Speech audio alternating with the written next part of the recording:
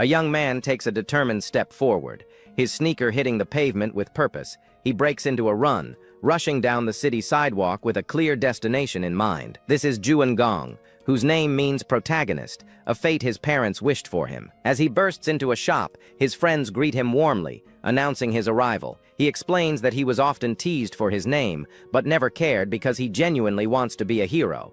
Gong asks if the game is in stock, and his friend confirms he set a copy aside for him. It's the remake of a famous game called Night Saga, now re-released as Night Saga RE. The game tells a story of the great conflict unfolding between the human and demon races. Players can choose to play as the human hero, Roke, a warrior in shining armor, or they can side with the demons in their dark, fiery realm, surrounded by powerful allies. The other option is to play as Zephyr Ragnaros, the Demon King's second son. Gong has cleared the original game over 10 times, knowing every character, item, and event. This new version is even more exciting because it's the first one released for virtual reality. Back at home, he heads straight for his advanced VR gaming chair. He carefully holds the small game cartridge, ready to insert it into the machine.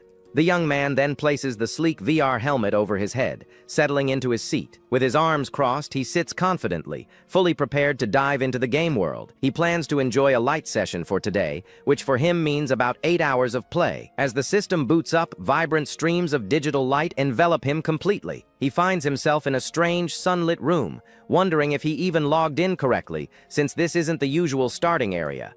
He stops talking, noticing his own reflection and the strange, pointy ears on his head. Looking at his new body, he sees a white-haired boy with red eyes and wonders who this character is. A hoarse voice suddenly calls from the door, sarcastically asking if the slacker is still asleep. An orc warrior then opens a curtain, demanding that he leave quickly because they have a morning schedule. The young man is impressed by the realistic graphics, but his comment only leaves the orc confused. He realizes he can interact and talk to the characters, a feature that was never announced. He nervously asks the orc's name, but the warrior seems uncomfortable with the question. The orc asks if he forgot about him, Karak, and then tells him to hurry, as everyone is waiting for Prince Shutra. 29. Gong freezes, realizing it must be Shutra Ignis, the 9th son of the Demon King, even though he's never chosen a character. Remembering the game's controls, he raises his hand, intending to open his status window. A holographic screen immediately appears, confirming that the command worked as expected. The window shows that his name is Shutra Ignis, and all his stats are a pitiful 5 points, lower than those of a normal NPC. After seeing his poor stats, he decides to check what skills he has. The screen displays 2 skills, Conquest, and something called Protagonist Bonus. He stares at the name in disbelief, wondering if this is the protagonist bonus he knows. Karak pokes his head around the curtain again, yelling at him to hurry, and Shutra quickly agrees. He steps out from behind the curtain, following the impatient orc warrior outside. But as he steps out into the daylight, he stops, shocked by the sight before him. An army of orc soldiers is gathered in formation, looking ready for a great battle. He asks Karak why they are on a battlefield, but the orc tells him to stop and not waste time, as they have to deal with the Red Lightning guys. Karak cheers that it's his first deployment, but Shutra panics, asking what happened to the tutorial. He realizes they are going up against the rebellious Red Lightning orc tribe who have already raised their army. His mission, alongside the 7th prince and 8th princess, is to suppress this very rebellion. He questions why they only brought 10 men for his first battle, but Karak clarifies it's just a recon mission. The orc then asks if he ate something strange, pointing out his weird behavior, but the prince just stares back. Ignoring the comment, the young prince raises his hand to summon another game interface. A holographic minimap appears before him, which he plans to keep active to help navigate. He immediately notices a hidden path marked on the map and wonders if it's a secret event. Meanwhile, Karak studies a physical map, concluding that their current route will take far too long. Shutra confidently tells his companion to follow him, claiming he knows a much faster shortcut. Though skeptical, the orc squad follows their young prince through the dense, unfamiliar woods. The so-called shortcut turns out to be a perilous climb up a steep and treacherous cliff face. The intense physical effort leaves Shutra sweating and struggling to catch his breath. After the difficult climb, the group arrives at a massive ancient stone door set into the mountainside. The door is adorned with heavy ornate ring handles, showing it has been sealed for a long time. Karak is amazed, asking how he found this place and if he's secretly a mage, but Shutra dismisses the idea. Seeing how exhausted the prince is, Karak asks if he's okay, and Shutra laments his low-level 1 stamina. He tells them to wait as he steps forward onto a glowing sigil on the ground right in front of the door. The moment he steps on the sigil, golden flames erupt from the ground, swirling around him. The sudden surge of power catches him completely off guard, leaving him stunned and confused. As the energy envelops him, a notification appears, announcing that he has successfully leveled up. He stares at his interface in disbelief, wondering how he could have leveled up just by walking. His status screen confirms that all his stats have increased by 2 points, and he has gained 2 skill points, making him realize how powerful his bonus is. A small smile forms on his face as he understands the true potential of his unique perk. Karak pulls him from his thoughts, urging him to move quickly, and the prince agrees to follow. He feels confident about what awaits him, knowing he is not alone, and that he has trusted allies by his side. Most importantly, he realizes that his protagonist bonus means that even a disaster can turn into a great opportunity. The group advances into the dark cave, whose jagged, icy walls hint at the dangers that await. Karak comments that the tunnel appears to have been dug by dwarves, who, he claims, lived in the demonic realm long ago. As they venture deeper, the orc warrior suddenly stops, his eyes wide with surprise at the discovery. The entire squad explodes with excitement upon finding a hidden treasure trove of abandoned dwarven weapons. While the orcs celebrate the discovery, Shutra remains calm, observing the treasure with a thoughtful expression. He attempts to pick up a powerful-looking sword, but is blocked by system messages informing him that his level and attributes are too low. Undeterred by the restrictions, he decides the best option is to save the items for later. He simply points at a weapon and thinks the command to put it away in his inventory. As he expected, the item disappears and appears in his inventory slot, confirming that the system works intuitively. However, upon checking his minimap again, he notices several red enemy dots suddenly appear. Realizing that the dots represent approaching enemies, he quickly shouts for everyone to retreat immediately. Before the orcs can react, a strange, glowing red crystal materializes between two of them and begins to crack. The crystal then explodes violently, releasing a powerful shockwave of pink energy that sends the soldiers flying. From the smoke and debris, a red-skinned warrior steps forward, his tribe emerging from the shadows. He is Kei-chan, the Red Lightning tribe's commander, and he taunts them for falling into his trap. Without another word, the enemy leader gives the order for his soldiers to charge and eliminate everyone. The two orc tribes clash violently in the narrow cave, the sound of battle echoing off the walls. Karak fights fiercely on the front lines, defending his men against the overwhelming enemy forces. Shutra stands frozen in the middle of the battle, clutching a sword as one of his soldiers falls nearby. He knows he has to do something, and considers trying to land a last hit on a foe to gain some easy EXP. Seeing a red orc distracted while fighting one of his allies, the young prince sees his chance. He rushes forward and swings the cheap sword with all his strength, aiming for a decisive blow, but the weapon shatters harmlessly against the enemy's tough hide, leaving the prince stunned. The red warrior turns around slowly, its eyes glowing with fury as it focuses on its small attacker. It lets out a terrifying roar and lunges toward him, causing Shutra to scream in absolute panic. The enemy stomps the ground with incredible force, cracking the stone as it charges forward. A single powerful punch connects with the prince, sending him flying backward through the air. His health plummets to a critical 1 point, and he stares at the notification in sheer terror. The enraged orc looms over him, ready to land the finishing strike and end the fight. He shuts his eyes and lets out a final scream, bracing himself for the inevitable end. But just then, Karak leaps in front of the prince, absorbing the fatal blow himself to protect him. The loyal warrior turns and shouts for his highness to escape immediately while he still can. Shutra stares at his own trembling hands, trying to convince himself that this is only a game. He decides he's had enough for one day and tries to open the menu, complaining about how hyper-realistic the game is. The prince looks on with a flushed, confused expression, trying to process the grim situation around him. He checks his skills again, but the window now shows none available, erasing the buffs he saw earlier. His eyes widen in shock and disbelief, a bead of sweat running down his temple as the truth sinks in. He scrolls through the menu options in a panic, realizing with horror that there is no log out button. As his allies continue to fight and fall around him, he sits on the ground, wondering if he is truly trapped in the game. His attention is drawn back to the battle as the enemy commander begins chanting and gathering magical energy. Kai-chan channels a powerful spell into his staff, a sinister grin on his face as pink energy crackles around him. He then leaps into the air and unleashes the full force of his magic directly down upon the helpless prince. Shutra looks up in terror, desperately thinking that he cannot allow himself to die in this place. The blast of destructive energy slams into him, the impact consuming him in a flash of pink light. He gasps for his last breath, his body going limp as his consciousness begins to fade away. The enemy commander stands triumphantly in the distance, having successfully eliminated his target. A system window appears in the darkness, confirming that the prince's health has dropped to 0. Instead of logging out, he finds himself standing alone in a vast, empty blue void. He looks around the strange space, completely bewildered as he recalls being attacked by the orc. A dreadful thought crosses his mind, and he wonders with pure terror if he has actually died.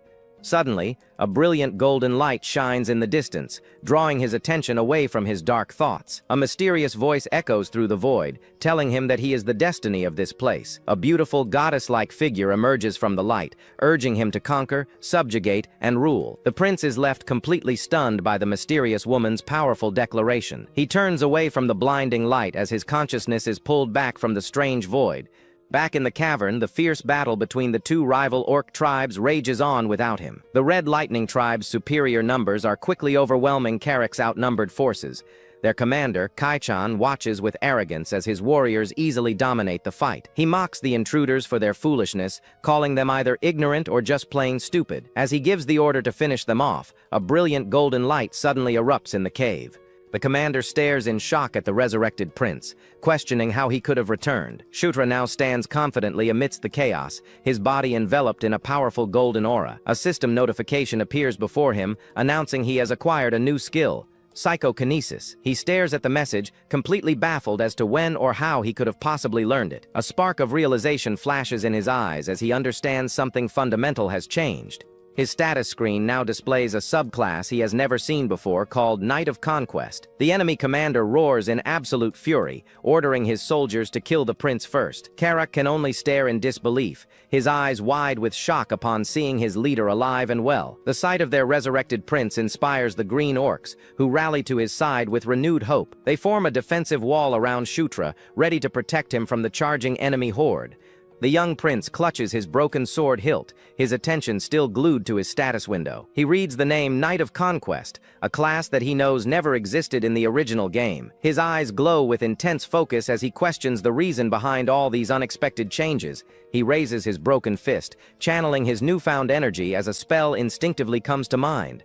His eyes glow with intense power as he feels the words resonate within him, as if he has known them for a long time. He releases the spell, declaring that the power of conquest is the true power of a king. A massive wave of golden energy erupts from him, enveloping his allies and empowering them. The system confirms the activation of his Under the King's Banner ability, empowering all allies in the area. Karak and the other green orcs roar with newfound strength, feeling the power coursing through their veins. Filled with incredible vigor, the reinvigorated soldiers advance to eliminate their enemies. The empowered orcs tear through the ranks of the Red Lightning tribe with unstoppable, overwhelming force. The battlefield shifts rapidly as Shutra's allies easily overwhelm their once dominant foes.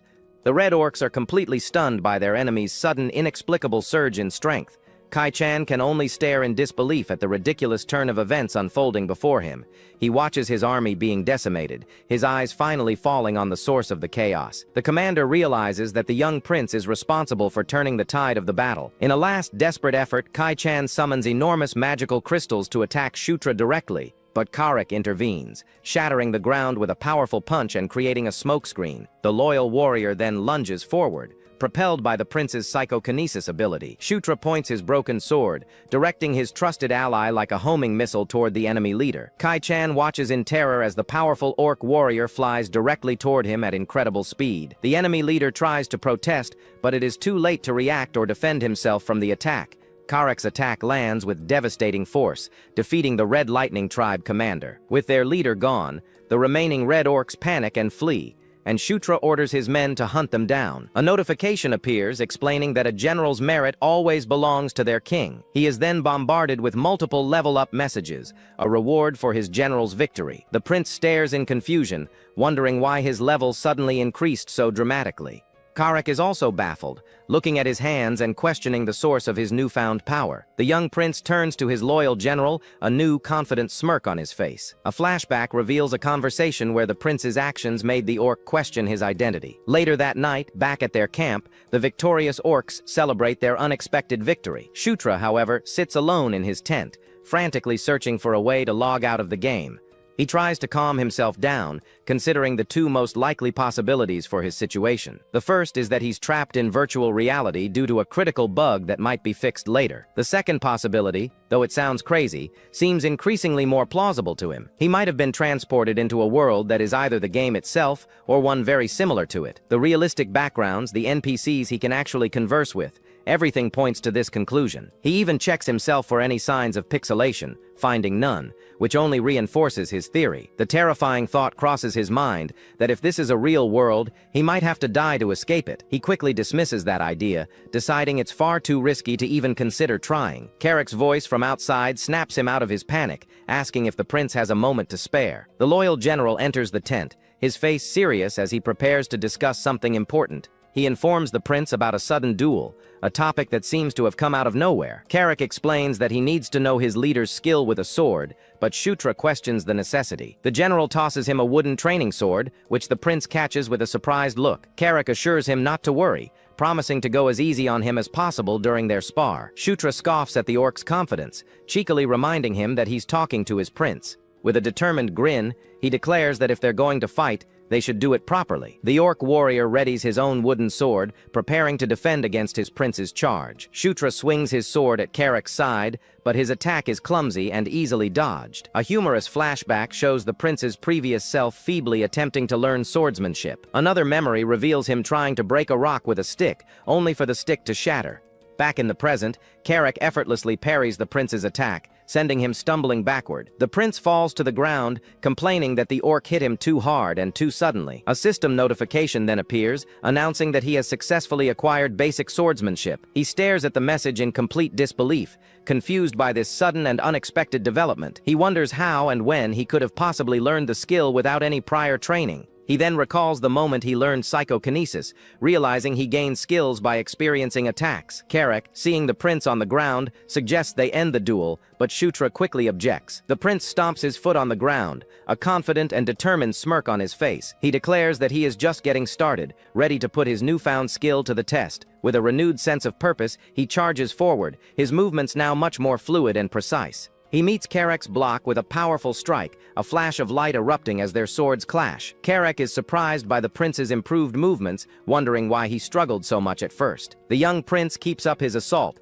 feeling confident in his newfound abilities and control. He continues to trade blows with the much larger and more experienced orc warrior. Shutra lands gracefully after an exchange, his stance now solid and his movements sharp. He smirks at his companion, pointing out that the fight has become much more manageable for him now. The prince then asks Carrick what his current level is, and the orc recalls it being around 21. Shutra nonchalantly pulls up his own status window, a confident look on his face. He sees his own level is only 7, but boldly declares that he can catch up to the general in no time. He knows that unlike others in this world, he can easily check his level without any special spells. This gives him a huge advantage, as he can see his detailed stats and strengthen them with bonus points. He leaps into the air, launching another powerful attack against the surprised orc warrior. The two continue their spar, the prince's movements becoming more and more refined with each clash. He realizes that with his unique advantages, he can get stronger and surpass everyone else much faster. As they fight, he remembers the main plot of the Night Saga game,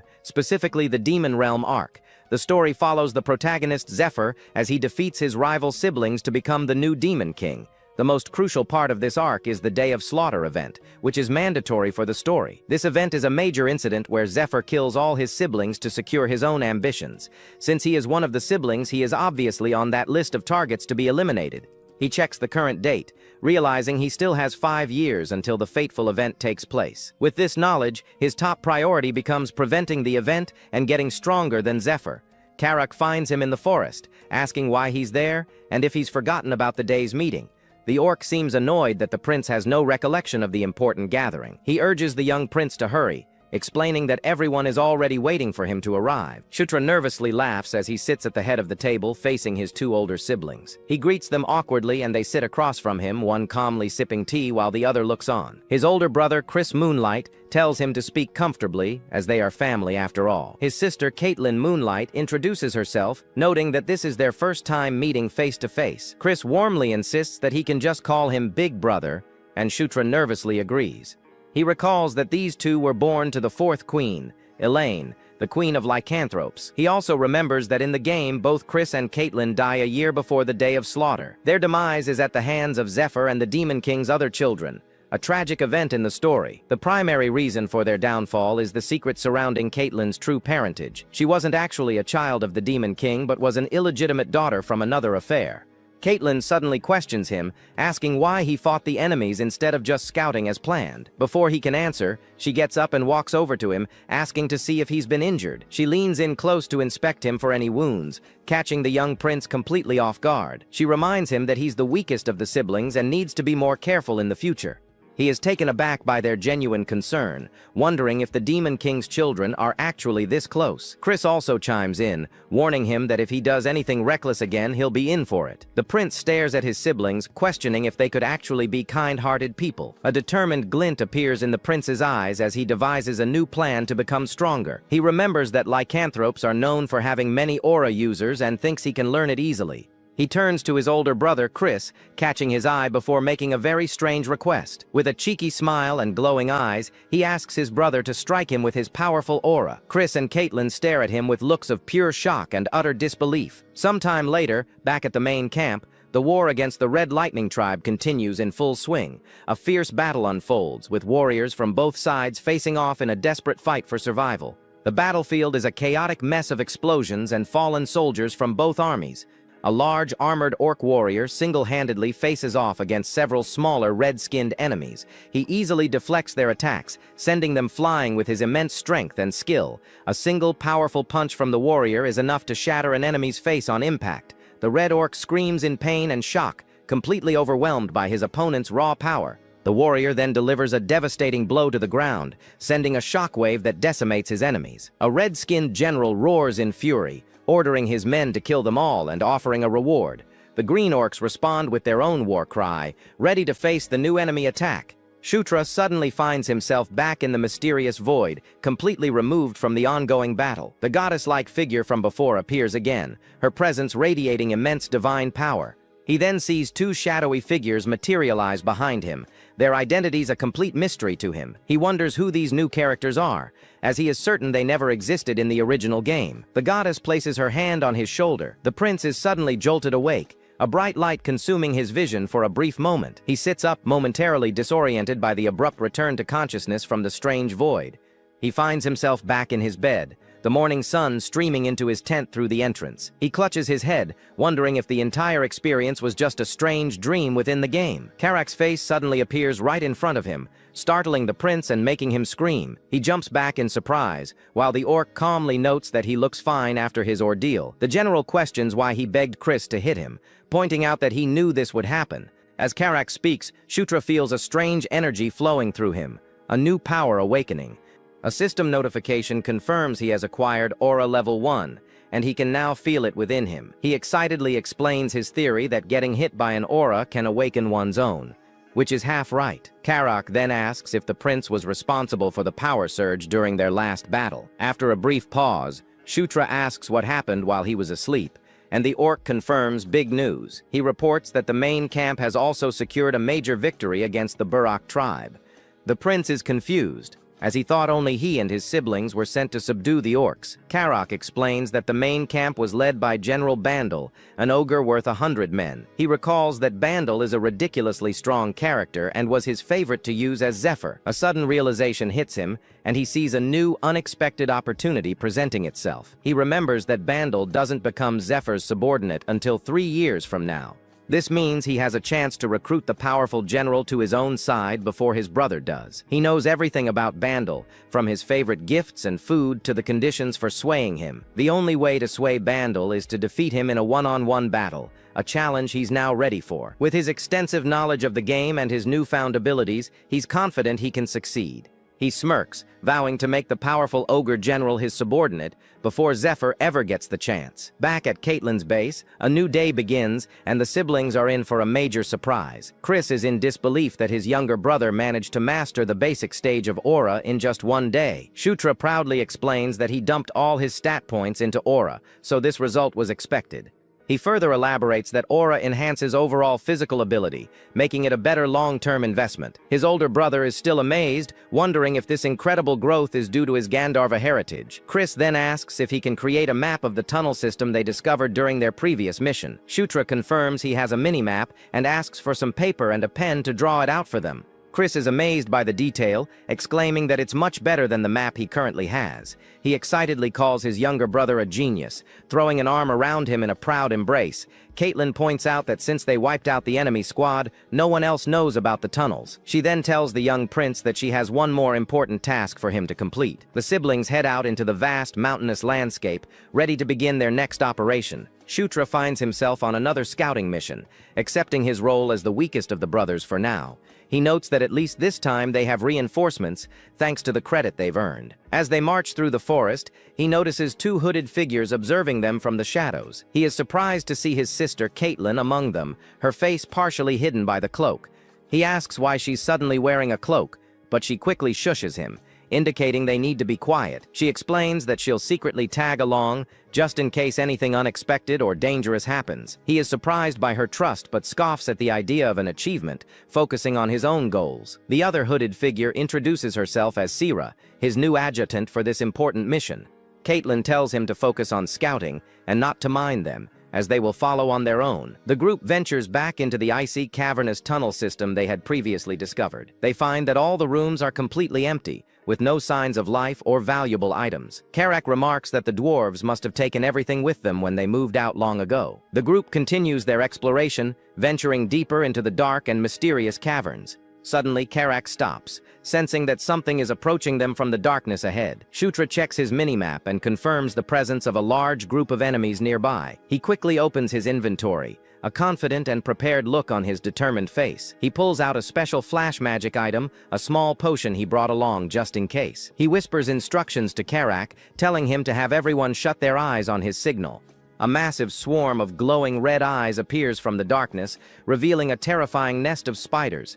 These are rock spiders, monsters that move in swarms and possess a powerful paralytic venom. With the enemies now in sight, he gives the signal and throws the flash magic potion forward. The potion shatters on the ground, releasing a blindingly bright flash of intense golden light. The entire cavern is illuminated by the sudden explosion of magical radiant energy. The rock spiders screech in agony, completely disoriented and stunned by the unexpected flash. Shutra explains that the creatures are immobilized by light and orders his units to attack. The orc soldiers charge forward, their battle cries echoing through the massive icy cavern. They clash with the immobilized rock spiders, cutting them down with their powerful weapons. Shutra stands back, observing the battle and allowing his forces to handle the smaller threats. He pulls up his minimap again, his eyes focused on the single, larger red dot among the swarm. He knows that every pack has a leader, and this one is no exception to that universal rule. He calls out to Karak, telling him to follow as they go after the main boss of the spider nest. The two of them break away from the main group, charging deeper into the heart of the cavern. They run past the ongoing battle, their focus solely on finding and eliminating the spider leader. They soon come face to face with a monstrous, multi-eyed creature, much larger than the others. Karak lets out a fierce battle cry and leaps forward, swinging his axe with all his might. His weapon connects with the creature's tough shell, but it bounces off harmlessly, creating a bright spark. The orc warrior is stunned by the ineffectiveness of his powerful attack against the boss. He complains about the creature's incredibly tough shell, which his axe is unable to pierce. Shukya recalls from the game that the monster's carapace is indeed insanely hard to break. He remembers that its only weakness is fire, but he doesn't have any fire magic at his disposal. The massive spider lets out a low growl, its many eyes glaring down at the two small intruders. It lunges forward, ready to attack, causing Karak to brace himself for the incoming assault. The prince quickly shouts for his companion to use fire, reminding him of the creature's weakness. Karak, however, is at a complete loss, questioning where he's supposed to find fire so suddenly. A new voice suddenly calls out to Shutra, instructing him to draw his sword immediately. He stares in disbelief, questioning if the voice he heard was actually channeling magic. His sister Caitlin appears with a powerful magical aura, asking if her enchantment will suffice. The massive spider lunges forward, its sharp mandibles ready to tear the young prince apart. With his sword now enchanted with fire, he confidently charges forward to meet the beast head-on. His eyes narrow with intense focus as he prepares to unleash the full power of his new weapon. He parries the creature's attack with his enchanted blade, blade, the impact creating a powerful shockwave. He then leaps into the air, his cape billowing behind him as he prepares for a downward strike. He unleashes a powerful burning blade attack, engulfing the spider's many eyes in flames. The fiery attack spreads across the cavern floor, leaving a trail of destruction in its wake. He lands gracefully, a confident and determined look on his face after the successful attack. He is then showered with multiple level-up notifications, a reward for defeating the boss. He checks his status and is pleased to see he has reached level 9, a significant milestone. His sister asks what the light was, and he dismisses it as a blessing that sometimes happens. He explains that it's a blessing from the Gandharva, a quick lie to cover his unique abilities. She then questions how he knew how to handle the spiders, and he claims he read about them in a book. Karak suddenly calls for his attention, pointing towards a new discovery deeper in the cave. They find a massive, ornate gate built into the cavern wall, a structure that seems out of place. The group cautiously walks through the gate, entering a large, torch-lit chamber beyond it. The prince recognizes the chamber's design, a familiar sight from his time playing the game. He realizes they have stumbled upon a town portal, a discovery that opens up new possibilities. Karak asks if he knows what the portal is, but Shutra claims he just has a feeling about it. He notes that the portal's design is definitely dwarven, a detail that confirms his suspicions. He recalls never seeing one while playing as Zephyr, but saw them a few times as the hero character. He remembers that the portals are activated by infusing them with a sufficient amount of magic. He tells his sister that he thinks the device is a portal, a statement that clearly surprises her. Sira agrees with the prince's assessment, and Caitlin asks if they know where it leads to. Karak spots a nearby plaque with some strange writing on it, which might hold the answer. The group gathers around the plaque to examine the inscription, hoping to find some clues. Caitlin notes that the writing is not the common demon language and appears to be dwarven script. She then asks if anyone can read it, but admits that she herself doesn't know the language. She turns to Sira for help, but the adjutant also apologizes for her inability to read the script. To everyone's surprise, Shutra casually reads the inscription aloud, identifying the portal's location. He continues to read, explaining that it's connected to another portal in the same network. He suddenly stops, confused as to how he can suddenly read and understand the dwarven script. A system notification then appears, confirming he has acquired Dwarven Script Level 1. Karak is amazed by the prince's new ability, and Shutra can only confirm that it seems he can. Sira also questions when he learned the language, and Caitlin asks him to read the rest. He explains that the inscription says it will work if they put some magic into the device. He then asks his sister to infuse the portal with magic, but she tells him to do it himself. He sheepishly admits that he's not very good at it, a lie to hide the fact he can't use magic. Caitlin reluctantly agrees and infuses the portal with her magic, causing it to activate. The portal glows with a bright ethereal blue light as the magical energy flows through it. A holographic map of the surrounding area materializes, showing the Jishuka mountain range. Shutra points out their current location and the position of the connected portal on the map. Karak points out that the main force of the Red Lightning tribe is in front of that mountain range. Caitlin decides to stop for the day, needing to discuss the new strategic advantage with her brother. Back at the camp, Chris is ecstatic about the discovery of the portal, a game-changing find. He excitedly embraces his younger brother, calling him a good luck charm for their forces. He offers to do anything for him as a reward, a promise that the young prince is quick to accept. Shutra tries to refuse, but his brother insists, wanting to reward him as both family and leader. After a brief moment of hesitation, the prince decides to take his brother up on the generous offer. He makes a big request, something he's been thinking about for a while now to get stronger. He asks his older brother to teach him the legendary Beast God Fist martial art. Chris is stunned into silence by the unexpected and serious nature of his younger brother's request. Shutra explains that since his level is too low for weapons, he wants to learn powerful techniques. The Beast God Fist is a powerful S-rank martial art passed down through the lycanthrope royal family. He knows it's a big ask and starts to backtrack, figuring his brother will refuse the request. To his surprise, Chris agrees to teach him, a wide smile spreading across the prince's face. However, he clarifies that he can't teach him the secret techniques of the martial art. Instead of the Beast God Fist, he offers to teach his younger brother how to properly use aura. Shutra is left speechless by the offer, a mix of surprise and excitement on his young face. Seeing his silence, Chris assumes he doesn't like the offer, but the prince quickly reassures him. With the deal now settled, Chris gets a serious look on his face, addressing his younger brother. He asks if it's okay for him to think of him as another little brother, just like Caitlin. The prince is taken aback by the heartfelt question, realizing the weight of his brother's words. He understands that this is a significant step in their relationship, a sign of true acceptance. He quickly realizes that this is a good offer and agrees to the new family dynamic. The two brothers shake hands, sealing their newfound alliance with a firm and determined grip. Caitlin looks on with a warm smile, happy to see her two brothers finally bonding.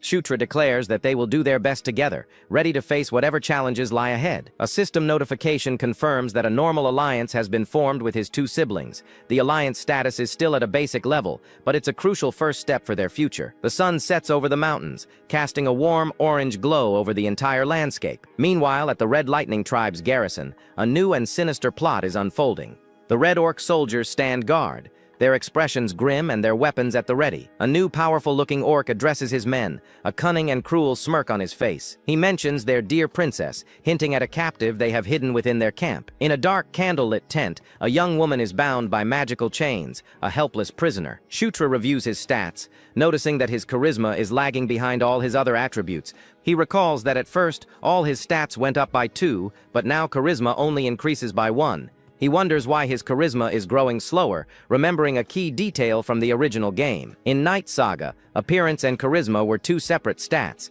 each with a different function. He dismisses the thought, figuring it makes sense given his rapid growth in other areas. More importantly, he's about to hit level 10, a crucial milestone for any character in the game. He recalls that when the main characters reached level 10, their unique skills would also level up. Karak's voice interrupts his thoughts, announcing that everyone is ready to head out for the mission. The prince agrees, a confident and eager smile on his face as he prepares for the upcoming battle. Karak notes his good mood, but Shutra simply brushes it off, hiding his true excitement. The two of them step out of the tent, ready to lead their forces into the fray once again. They stand before their assembled army, the orc soldiers ready and waiting for their command. With a determined look, the prince gives the order, and the entire army begins to march forward. They head towards a dark and ominous cave entrance, the path to their next major battle. Inside the cave, lycanthrope soldiers are already engaged in a fierce battle with the local monsters. The wolf-like warriors fight with incredible ferocity, clearing a path to the ornate gate within. The main group arrives at the portal chamber, ready to begin the next phase of their operation. 2 hooded lycanthrope mages are already there, inspecting the portal to ensure it's safe to use. They confirm that the portal connects to the Eska tributary, just as the prince had predicted.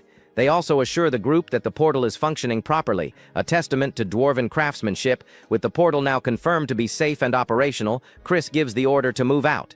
The 2 mages begin to activate the portal, channeling their magic into the ancient device. The portal activates, revealing a shimmering gateway to another location in the mountains. Shutra stares at the portal, a mix of awe and excitement on his young, determined face. He thinks to himself how amazing it is to see one of these gates in real life, not just in a game. His sister calls out to him, urging him to hurry up and join them as they prepare to step through.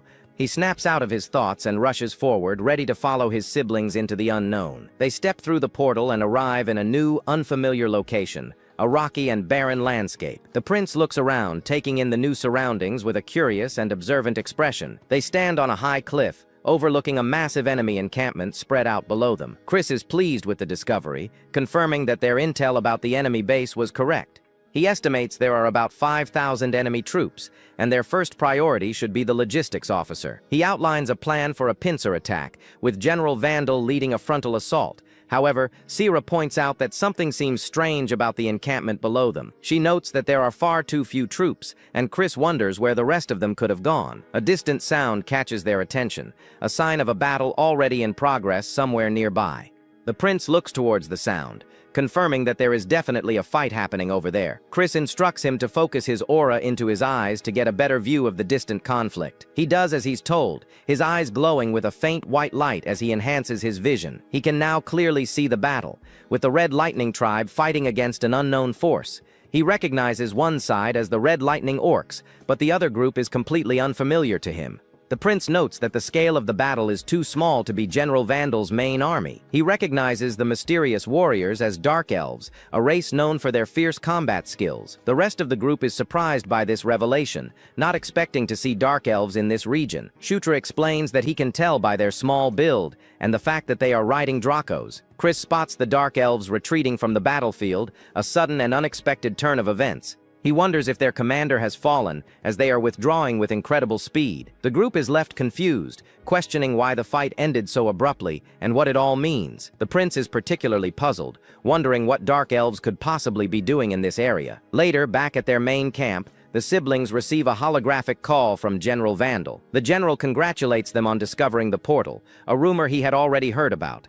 He commends Prince Chris's army for their impressive find, asking how they knew it was there. Chris gives all the credit to his younger brother, who humbly claims that he just got lucky. The general promises a handsome reward from the Demon King's castle for his valuable discovery. He then asks about a small skirmish that occurred near the Red Lightning Orc tribe's camp. The general explains that it was the Dark Elves who seemed to have jumped into the fight on their own. Chris is confused, as he heard they were supposed to be reinforcements from the Demon King's castle. The Ogre General clarifies that there's a problem, a serious complication in their plans. He reveals that the commander of the Dark Elf unit has been captured by the Red Lightning Orcs. Shutra asks who the captured commander is, a crucial piece of information for their next move. Vandal informs them that it's someone they know well, a person of great importance. The captured commander is none other than the 6th princess, Felicia Doomblade, another of their siblings. Chris and Caitlin are shocked to learn that their own sister has been captured by the enemy. She is the daughter of the 3rd queen and a former Dark Elf princess, with a twin brother named Sylvan. Shutra recalls that in the game, both siblings were part of the 4th princess Anastasia's faction.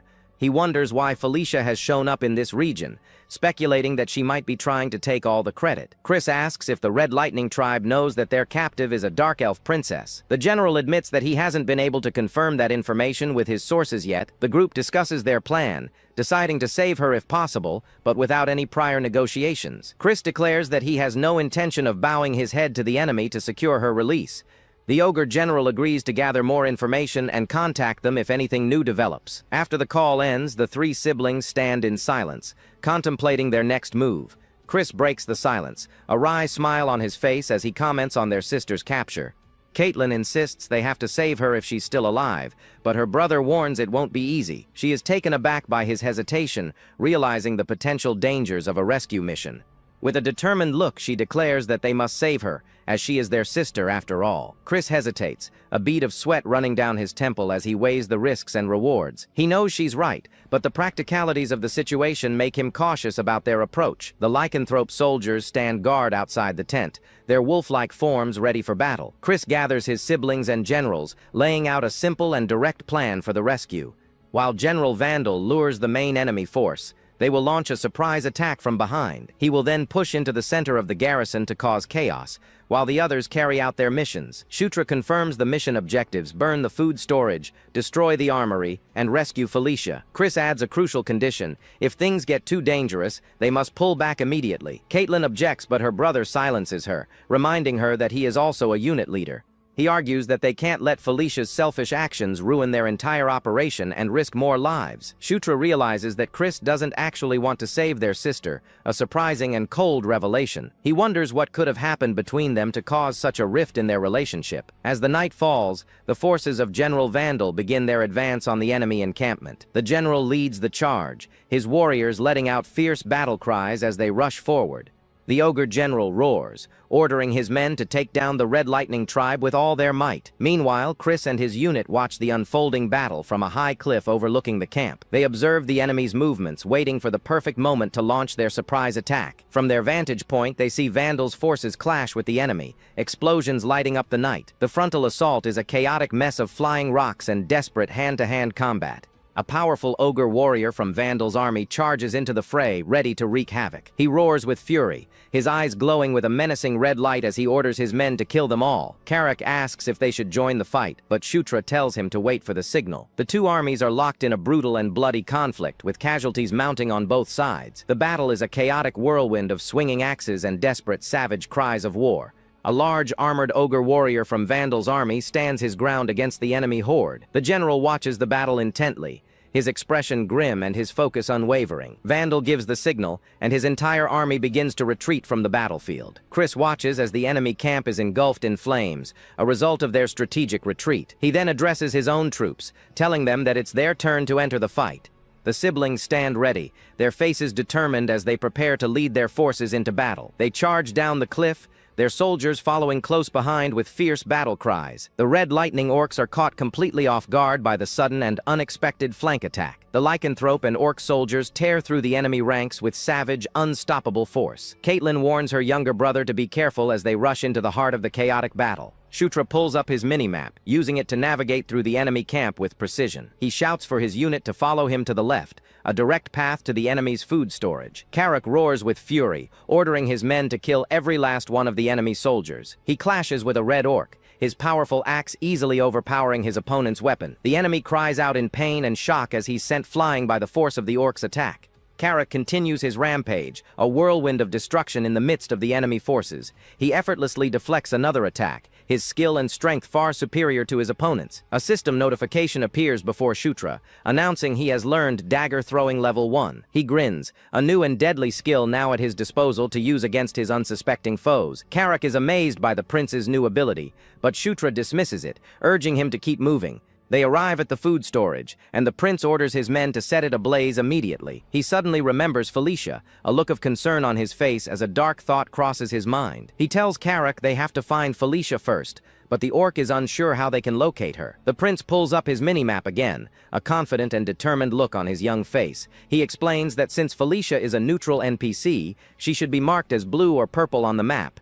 His eyes widen in surprise as he spots a single purple dot in a nearby tent on the minimap. He quickly tells Karak to follow him, and they rush towards the tent where his sister is being held. They burst through the tent flap, their sudden entrance catching the occupant completely off guard. Shutra scans the room, certain that this is the right place, but Felicia is nowhere to be seen. A voice calls out his name, and he turns to see his older sister standing there, safe and sound. She is bound by glowing red chains, a magical restraint that keeps her from escaping on her own. The sixth princess, Felicia Doomblade, asks him how he managed to find her in the enemy camp. She is clearly surprised to see her younger brother, a look of disbelief on her beautiful face. He tells her it's too dangerous to stay, and that he'll untie her so they can escape quickly. The princess remains silent, her expression unreadable as she processes the unexpected rescue. After freeing her, they escape the tent and begin to make their way back to their own forces.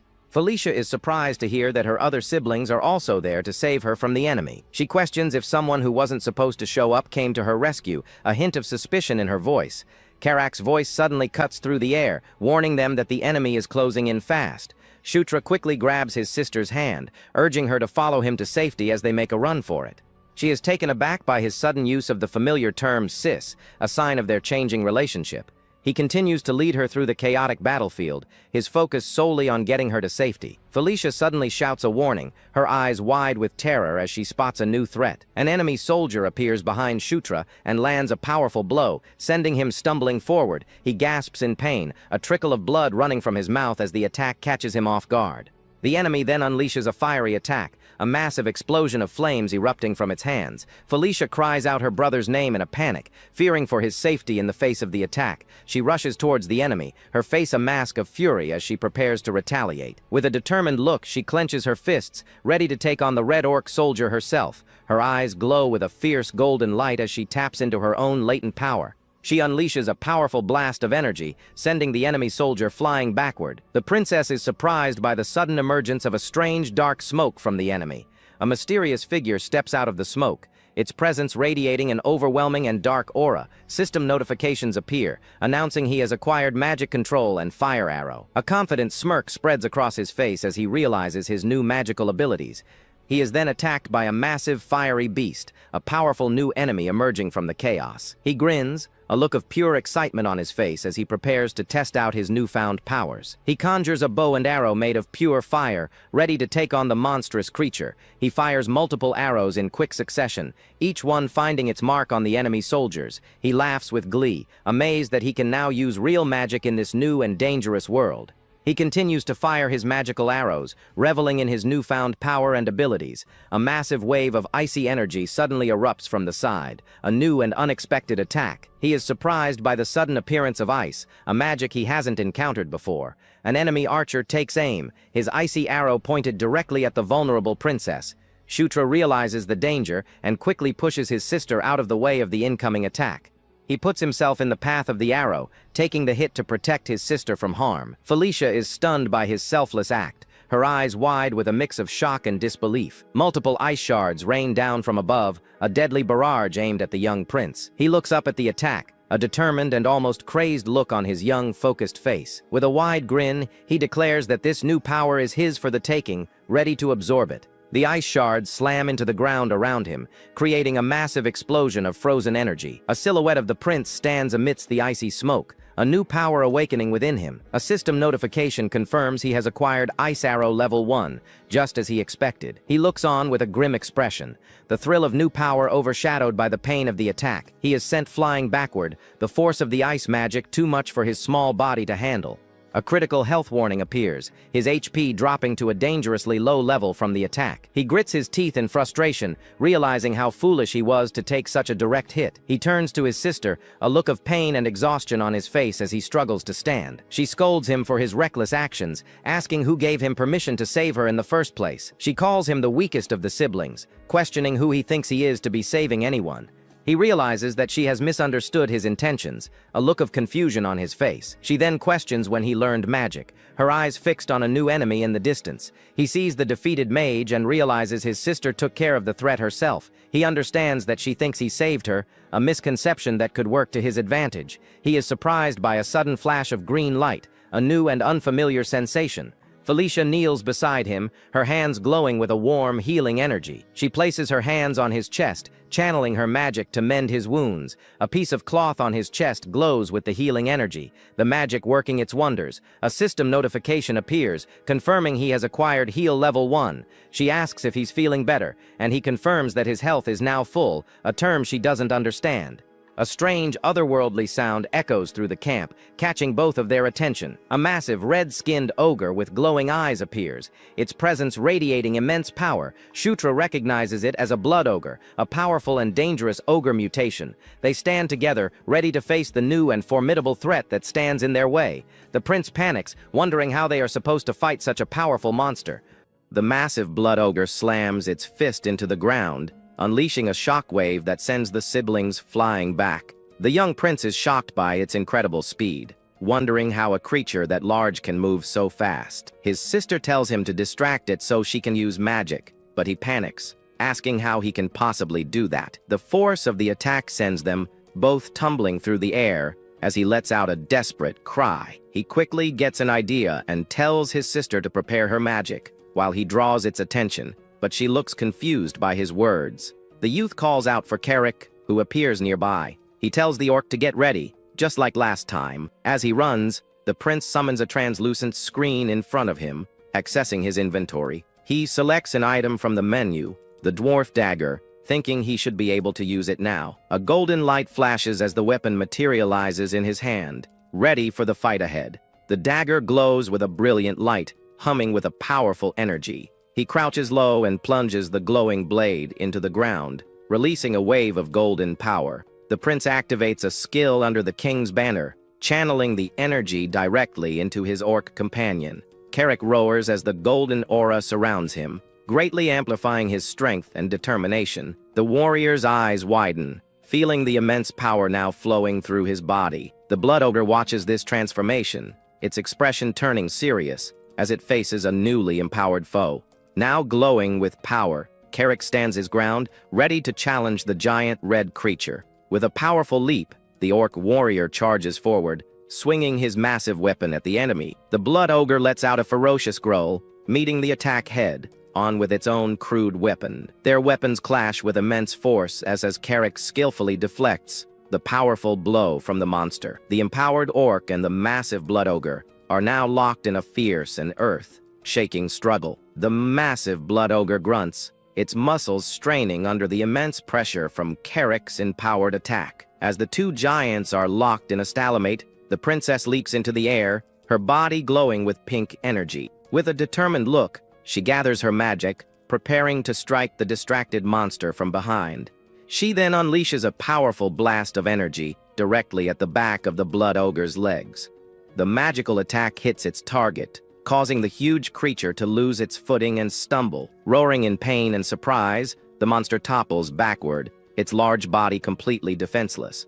Carrick seizes the opportunity, leaping high into the air above the falling beast for a final attack. With a grim expression, the orc warrior declares that the long and difficult battle is finally over. He dives down like a meteor, aiming his weapon directly at the exposed chest of the fallen creature. The blood ogre lets out a final cry of agony as the decisive blow lands with incredible force. The empowered orc warrior drives his weapon deep into the monster's chest, ending its rampage for good. After the dust settles, the young prince walks calmly across the battlefield towards the defeated enemy. He smiles with relief, thinking he has won and dealt with the most troublesome foe in the camp. Suddenly, a bright golden aura erupts around him, catching the young man completely off guard. He looks around in confusion as a translucent system window appears before his eyes. The notification announces that he has leveled up, finally reaching the important milestone of level 10. Another message confirms that his unique protagonist buffed skill has also increased in level. A confident smirk forms on his face as he thinks about the new power he has just gained. The system informs him that a new passive skill has been added, and he decides to open his present box. He looks at the reward in disbelief, realizing he has just obtained the legendary Storm Trooper effect. He thinks about the common trope where dozens of bullets miraculously miss the main character in action scenes. With his new skill, he believes he can now recreate that very same protagonist buff effect for himself, but his thoughts are interrupted by the roar of a charging horde of red orcs rushing toward them. His sister snaps him out of it, warning him that the enemies are closing in fast. The princess glares at the approaching horde, her face a mask of annoyance and determination. She summons a raging whirlwind, commanding it to swirl and tear through the enemy soldiers. The young prince stands firm as the powerful winds rush past him, a look of surprise on his face.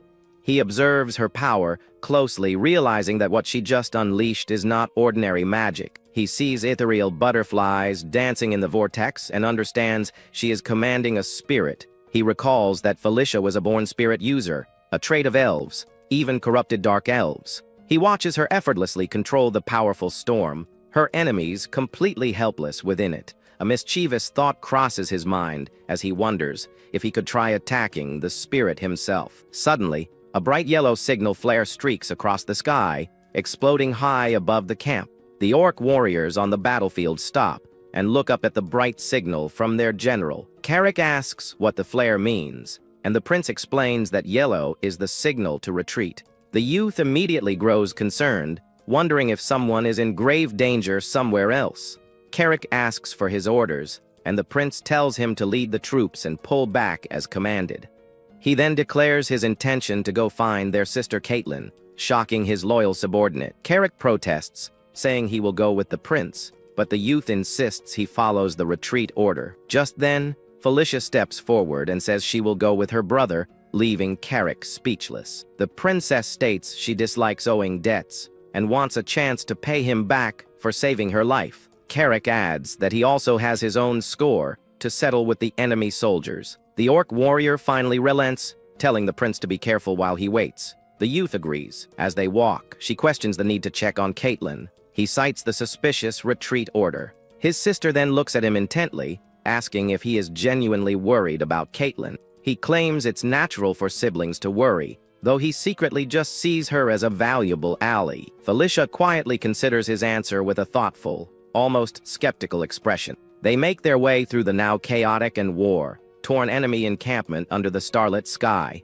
Meanwhile, in another part of the camp, a horde of red orcs lets out a furious roar as they charge. Their target is Caitlin, who stands her ground alone, facing the overwhelming number of enemies. Her gaze is sharp and focused, showing no fear as she prepares for the intense battle ahead. She unleashes a series of powerful energy blasts, stopping the first wave of attackers in their tracks. The orcs roar in pain as the explosions erupt around them, but more soldiers continue to press forward. An enemy throws a weapon, but she easily dodges the attack, her movements fluid and precise. She then summons a glowing blade of pure energy, preparing to go on the offensive. With a powerful swing, she unleashes a crescent-shaped wave of energy that cuts through several orcs. Just then, the prince and Felicia arrive to find Caitlin standing victorious among fallen enemies. He observes the scene with a relieved smile, realizing there was never any need to worry. Caitlin turns to them, demanding to know why he came here instead of following the retreat order. She looks genuinely confused by his flustered explanation that he came to help her. The siblings stand together, their presence intimidating as they prepare to leave the enemy camp. Caitlin suddenly runs forward and gives Felicia a tight hug, exclaiming her name in relief. She expresses how glad she is to see her sister is safe after being captured by the enemy. Felicia blushes slightly, telling her she worries too much about unnecessary things. The prince watches their interaction with a small smile, remarking on how well they seem to get along. He quickly checks his map, seeing enemy forces closing in on their position. A system window appears as he quickly confirms the enemy's movements. He urges everyone to retreat quickly, and Caitlin tells him to lead the way while they cover the rear. They arrive at a hidden portal, surrounded by allied orc soldiers who had been waiting for them. A bright blue light emanates from the portal as the siblings prepare to step through it.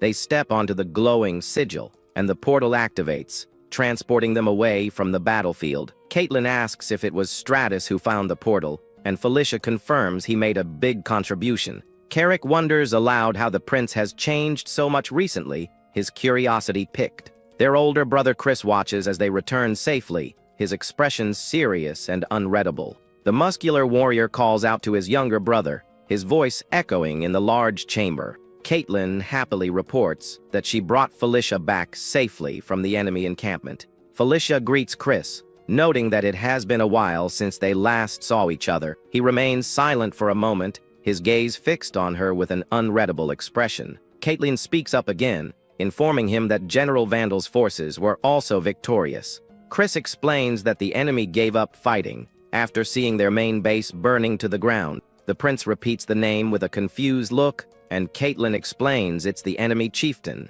Felicia then asks if Yakuzan surrendered, but Chris clarifies that he just fled and could still be a threat. The older brother announces their plan to attack another enemy unit tomorrow, preventing them from regrouping. After outlining the strategy, he asks Felicia how she ended up getting captured by the enemy. She claims she was researching ruins nearby, heard the battle, and was captured while trying to help. Chris gives her a skeptical look, clearly doubting the truth of her explanation. With a slight smile, she asks why he thinks her story sounds like a lie, not backing down. The tension between the two siblings is palpable as they exchange a silent, challenging stare. Her confident gaze meets his suspicious one, hinting at a complicated history between them. Chris decides to drop the subject, suggesting everyone is tired and should rest for the night. Felicia agrees with his suggestion, and the siblings finally part ways to get some sleep. Elsewhere in the camp, the allied soldiers enjoy a well-deserved meal and rest around the fire. Meanwhile, the young prince sits alone, happily reviewing his newly acquired skills on the system's screen. Despite his new magical abilities, he realizes his most reliable combat skill is still his aura. His thoughts are interrupted when Felicia appears at his door, asking to speak with him. He asks what she wants at such a late hour, but she just stands there with a serious expression. She calls his name again, her face unreadable as she walks slowly towards the confused youth. Without any warning, she suddenly reaches out and grabs the front of his clothes, pulling him forward. He is completely stunned by her sudden and aggressive action, unable to form a proper response. Leaning in close, she then makes a very unexpected request, asking him to take off his clothes. The young prince is completely flustered by her request, his face blushing as he stammers in confusion. She calmly points to his clothes, repeating her request without any hesitation or embarrassment. Still blushing, he asks her why on earth she would want him to do something like that. Felicia clarifies her intentions, asking if he doesn't want her to treat the injuries he sustained in battle. He looks at her with wide, surprised eyes, a wave of relief washing over his face as he understands. She explains that the healing she performed earlier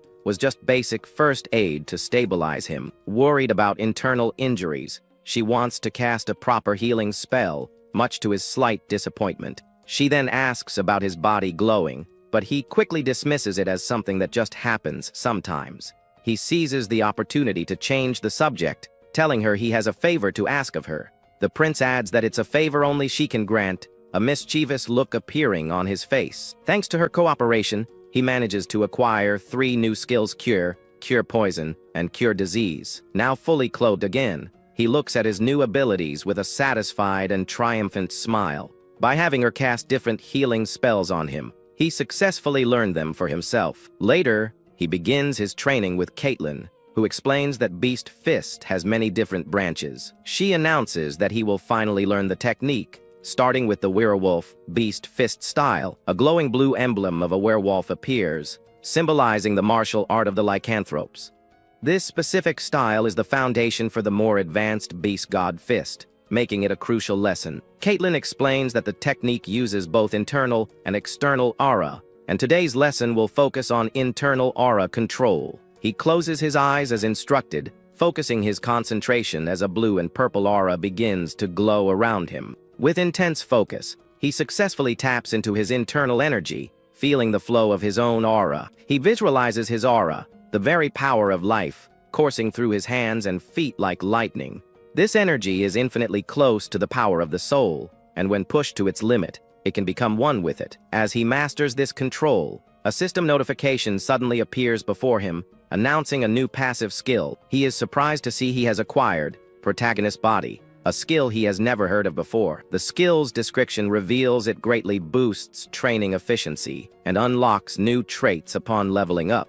He is completely shocked, realizing that he has just obtained another incredibly powerful, cheat-like skill. He compares it to the passive skills of his rivals, realizing his new ability is just as potent. He understands that this skill evolves, adding completely new functions each time it levels up. A confident and slightly wicked grin spreads across his face as he thinks about the possibilities. He clenches his fists, feeling an exhilarating thrill, believing this is the true power of a protagonist. Caitlin snaps him out of his daydream, scolding him for losing focus. He quickly apologizes for the distraction. She tells him it's time to learn Beast Fist properly now, and he eagerly agrees to her lesson. He successfully channels his aura, and a notification confirms he has acquired Beast Fist Level 1. His sister is amazed, remarking on how quickly and perfectly he executed the basic movements. The prince looks at his glowing hands, feeling a power so tangible it's like holding a weapon.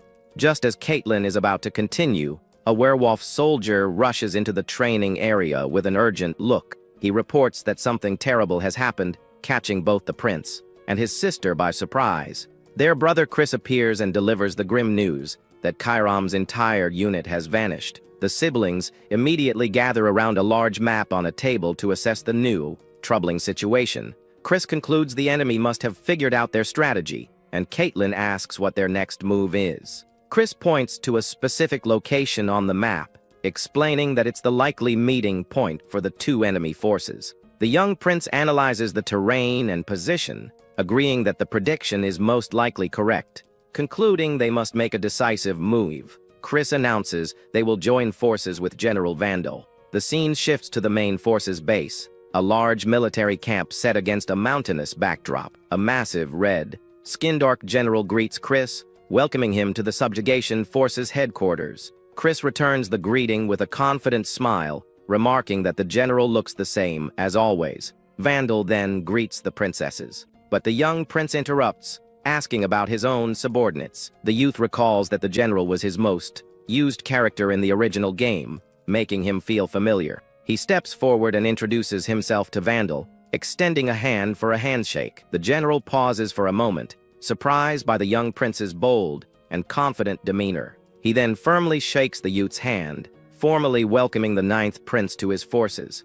Elsewhere, a mysterious woman with long white hair and mismatched eyes descends from a brilliant light. Her gaze is regal and intense, her presence commanding an aura of immense, almost divine power. She is met by another powerful figure, a woman clad in fiery red armor that radiates intense heat. The armored warrior is surrounded by flames, her own power seeming to rival that of the first woman. The two powerful women stare each other down, their auras clashing in a silent display of strength. The tension between them is palpable as they prepare for a confrontation of epic proportions. A young man, the prince, stands between them, a look of shock and disbelief on his face. He watches the two powerful women, a bead of sweat running down his cheek as he feels their immense auras. The word, conquest, appears, along with a powerful emblem, hinting at a new and dangerous conflict. A second emblem appears, representing war. Setting the stage for the massive conflict to come, the young prince sits up in his bed, the morning light filtering into his tent as he collects his thoughts. With a sudden jolt, he realizes the intense vision he just witnessed was only a dream. He recalls the woman with mismatched eyes, certain he has seen her in his dreams before this one. But he remains completely clueless about the identity of the mysterious woman in fiery red armor. Carrick calls out from the tent's entrance, telling the prince it's time to depart for the battle. The youth and his loyal orc subordinate leave the tent and head out to join the main army. The camp is bustling with activity as soldiers carry supplies, preparing for the impending march. The prince goes over the battle plan, noting that he has been assigned to command the left wing. Vandal will lead the center, Chris and Caitlin the right, while the agile dark elves form a separate rear unit. Time seems to fly by as the combined forces begin their advance towards the enemy's position. The next thing he knows, he finds himself standing in the middle of a vast, chaotic battlefield. He is surrounded by thousands of allied soldiers, facing an equally massive enemy army across the field. General Vandal's voice rings out, ordering all soldiers to assume their combat positions immediately. With a grim and determined look, the general vows to teach their enemies the true meaning of pain. He raises his axe high and gives the final command, ordering all forces to charge forward. The enemy army, a horde of red orcs with shields and swords, rushes to meet their advance. The enemy chieftain watches the charging army with a sinister and mocking smile on his face. As he calls them foolish, a massive explosion suddenly erupts in the middle of Vandal's forces. The general looks on in complete shock, completely unprepared for such a devastating and unexpected attack. The orc general stands frozen in shock, his eyes wide as he processes the devastating surprise attack. Towering behind the enemy lines, a monstrous swamp mammoth with glowing red eyes reveals itself as the source. Vandal recognizes the terrifying beast with a look of pure dread, his voice trembling as he names it. More magical explosions continue to detonate within the ranks of the allied forces, spreading chaos. The battlefield is engulfed in fire and smoke as countless soldiers are sent flying by the relentless barrage. The initial charge has been completely broken, turning the battlefield into a scene of utter destruction.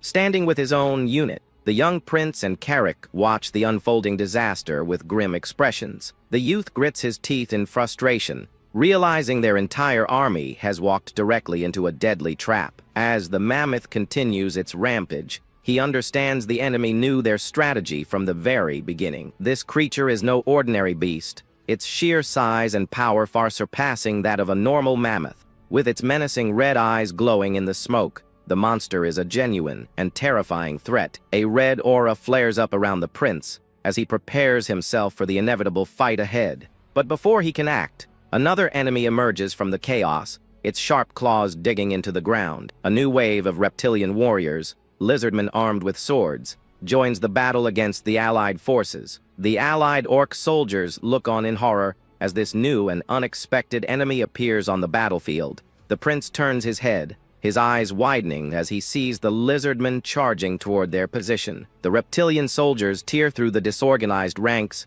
adding to the ever-growing chaos. A ferocious lizard man leaps directly toward the prince, its mouth open in a terrifying roar. The creature swings its weapon down with deadly force, aiming to strike the stunned youth. Carrick's voice suddenly roars, warning everyone to snap out of it before they are all killed. The prince quickly snaps back to reality, realizing this is a real battle and not just a game. On the right flank, Chris fights fiercely, realizing the enemy knew their plans all along. Caitlin suggests they should retreat and wait for another opportunity to strike back. She argues that pressing on could lead to even greater losses, possibly even the entire army's annihilation. Her brother is torn, but he knows she is right. Continuing the fight now would be a grave mistake. With a heavy heart, Chris makes the difficult decision and issues a command to his forces. He orders the mages to form a defensive line and buy time for the rest of the army. The rest of the troops are to form ranks and retreat as quickly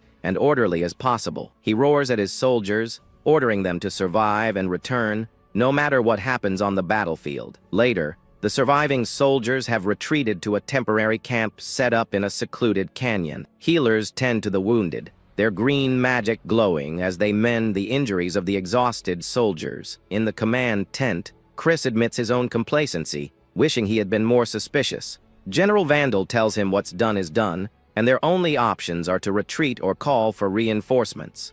The older prince agrees, unwilling to sacrifice his subordinates for a vain attempt at glory. But just as he is about to give the order, Felicia interrupts, announcing she has an idea. She reminds them her original purpose for being in the area was to explore some ancient ruins. The prince recalls that in the game, she was an excellent mage, but specialized in research, not combat. Felicia unrolls a map, pointing to a location in the Jashuka Mountains, the site of the ruins. She explains that she has been researching a 1,500-year-old ruin known as the lair of the earth dragon Enkidu. The dragon, born from lava, employed various powerful guardians to protect its lair and its vast treasures. She continues, explaining that among these guardians were the dwarves who lived in the Jashuka Mountains. The dragon had them forge special weapons to protect its home. Felicia reveals the name of this legendary weapon, the thunder-birthing anvil. It can control chimeras and cast magic powerful enough to wipe out an entire army. A hand slams down firmly on the map, right over the depiction of the powerful anvil, signifying a decision has been made. The princess declares with absolute conviction that if they want to win this war, finding this weapon is their only real option. General Vandal asks Felicia if she knows the anvil's exact location, since she originally came to this area to find it. Chris dismisses her idea, saying her information isn't much help if she doesn't know where the weapon is. He argues they can't risk everyone's lives on a treasure hunt when the enemy might attack again at any time. Felicia glares at her brother, upset by his words, and insists that the legendary anvil is definitely here. At that moment, the young prince steps forward with a serious expression, catching his sister by surprise. He explains he has seen the anvil in the game and also read about it while studying dwarven stories. The youth continues speaking with confidence, turning to face his siblings and the skeptical general. He finishes by stating that most importantly, he believes in Sister Felicia, leaving her momentarily stunned. She looks at her younger brother, touched by his sudden support, while he thinks this is a good chance to score points. Chris argues that it is not about who to trust, but the prince internally notes how persistent his brother is. The youth then points to the map, revealing that the Gandharva tribe also has similar legends about this place. He gestures to a specific mountain, certain the ruin entrance is located there and that he can find it. He promises to take full responsibility if they fail, asking for their trust just this one time. Later, a small group flies through the dark night sky on glowing phantom steeds summoned by Felicia. The expedition team, cloaked for the journey, glides silently on their magical mounts toward the mountains. The prince is relieved they managed to leave to find the anvil, but now he has another problem to solve. Carrick tells him to hold on tight, but the youth is confident, recalling that he rode these mounts often in the game. He summons a transparent screen in front of him, looking just like a game interface from his past life. According to the mini-map, it will take about an hour to reach the entrance, making navigation easy for him. He thinks the real challenge is figuring out how to guide the others to the location in a natural way. The prince concentrates, trying to think of a convincing excuse to lead the group without revealing his secret. He decides he just needs to come up with a plan before they arrive, confident that it will all work out somehow. He then blurts out a complex reason about portal maps and terrain features, claiming he can find the location that way. His companions stare at him in stunned silence. The youth internally wonders if his absurd excuse actually worked. After they land, Caitlin asks what he meant. He feels frustrated, but she just tells him to lead the way. The young man turns to his other sister, hoping for some kind of support for his desperate plan. Felicia calmly says she understood everything he said and tells him to lead on, much to his surprise. He is shocked that his made-up story was actually accepted, but quickly recovers and tells everyone to follow him. His older sister watches him go for a moment, with a knowing look before turning away, with a slight huff. After following him for some time, Carrick points out that they have arrived at a dead end. The entire group stands before a massive, solid rock cliff that completely blocks the path forward. The orc questions if the prince really knows where the entrance is. The youth just gives him a confident smirk. His loyal subordinate looks confused when the young man asks when he ever mentioned going to the entrance. The prince then turns to Caitlin, asking if she can break through the rock wall, startling her. She seems to understand his unspoken plan, nervously agreeing to try while wondering what he has in mind. He explains that according to his calculations, this route will allow them to bypass the dungeon's guardians. Felicia interrupts, scolding him and asking how Caitlin could possibly break the wall with her fists. She sarcastically questions if he thinks his sister is a siege weapon, leaving him confused about how to proceed. With a confident smirk, she explains that Ruin explorers specialize in destruction as she gathers blue energy. She then unleashes a powerful blast of crackling magic, sending it hurtling toward the solid rock wall. The magical energy slams into the cliffside, resulting in a massive explosion that echoes through the canyon. Felicia looks on in disbelief, stunned when she realizes that her powerful magic had no effect on the rock wall. But once the dust clears, a large chamber is revealed, making her wonder if they really found it so easily. The group enters the ancient hall, where Carrick asks about a dome in the center, and the prince confirms it holds the anvil. The orc suggests breaking the dome, but the youth advises against it, warning that they could damage the precious artifact inside.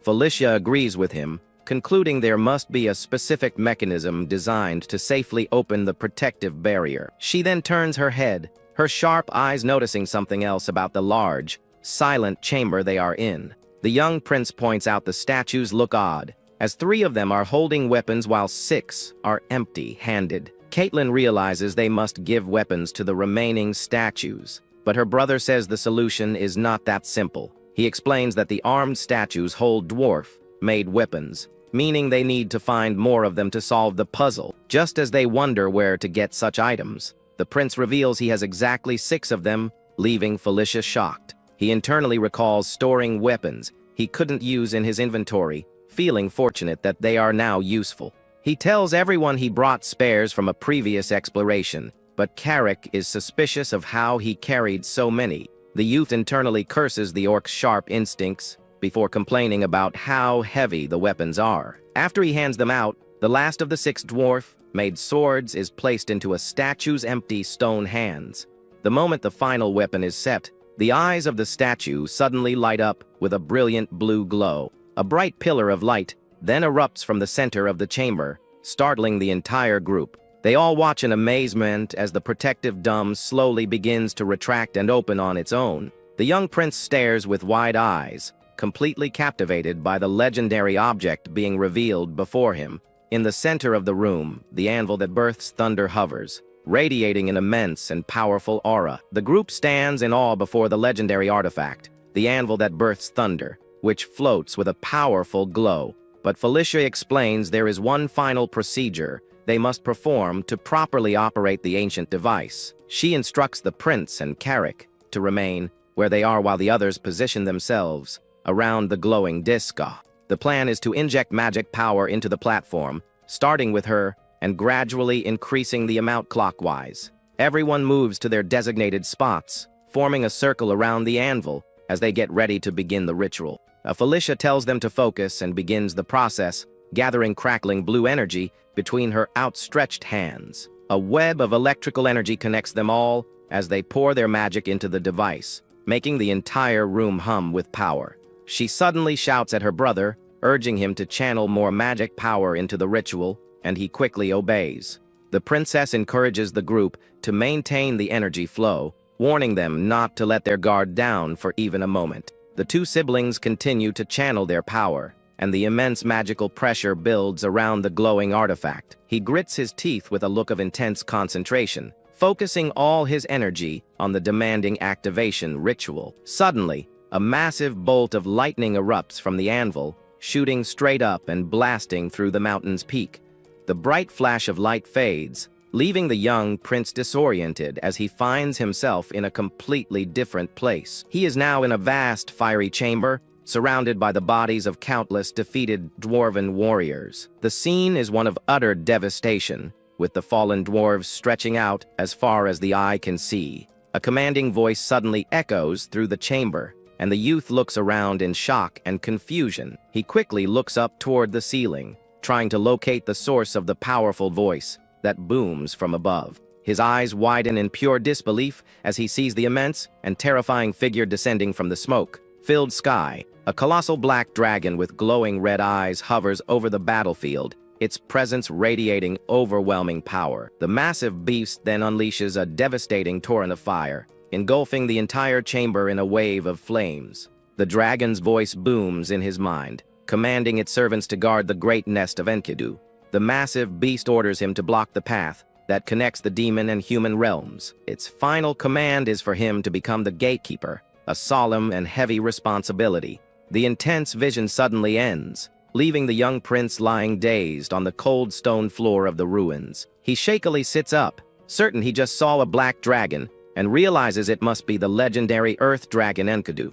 A voice calls out to him, and he looks up to see his sister Felicia asking if he also saw the vision. She describes seeing a huge black dragon with lava flowing through its body, confirming his experience. Carrick then admits he saw the dragon too, leading the prince to realize they all shared the same mysterious vision. Felicia confirms this, though she admits she does not know what it means for them or their mission.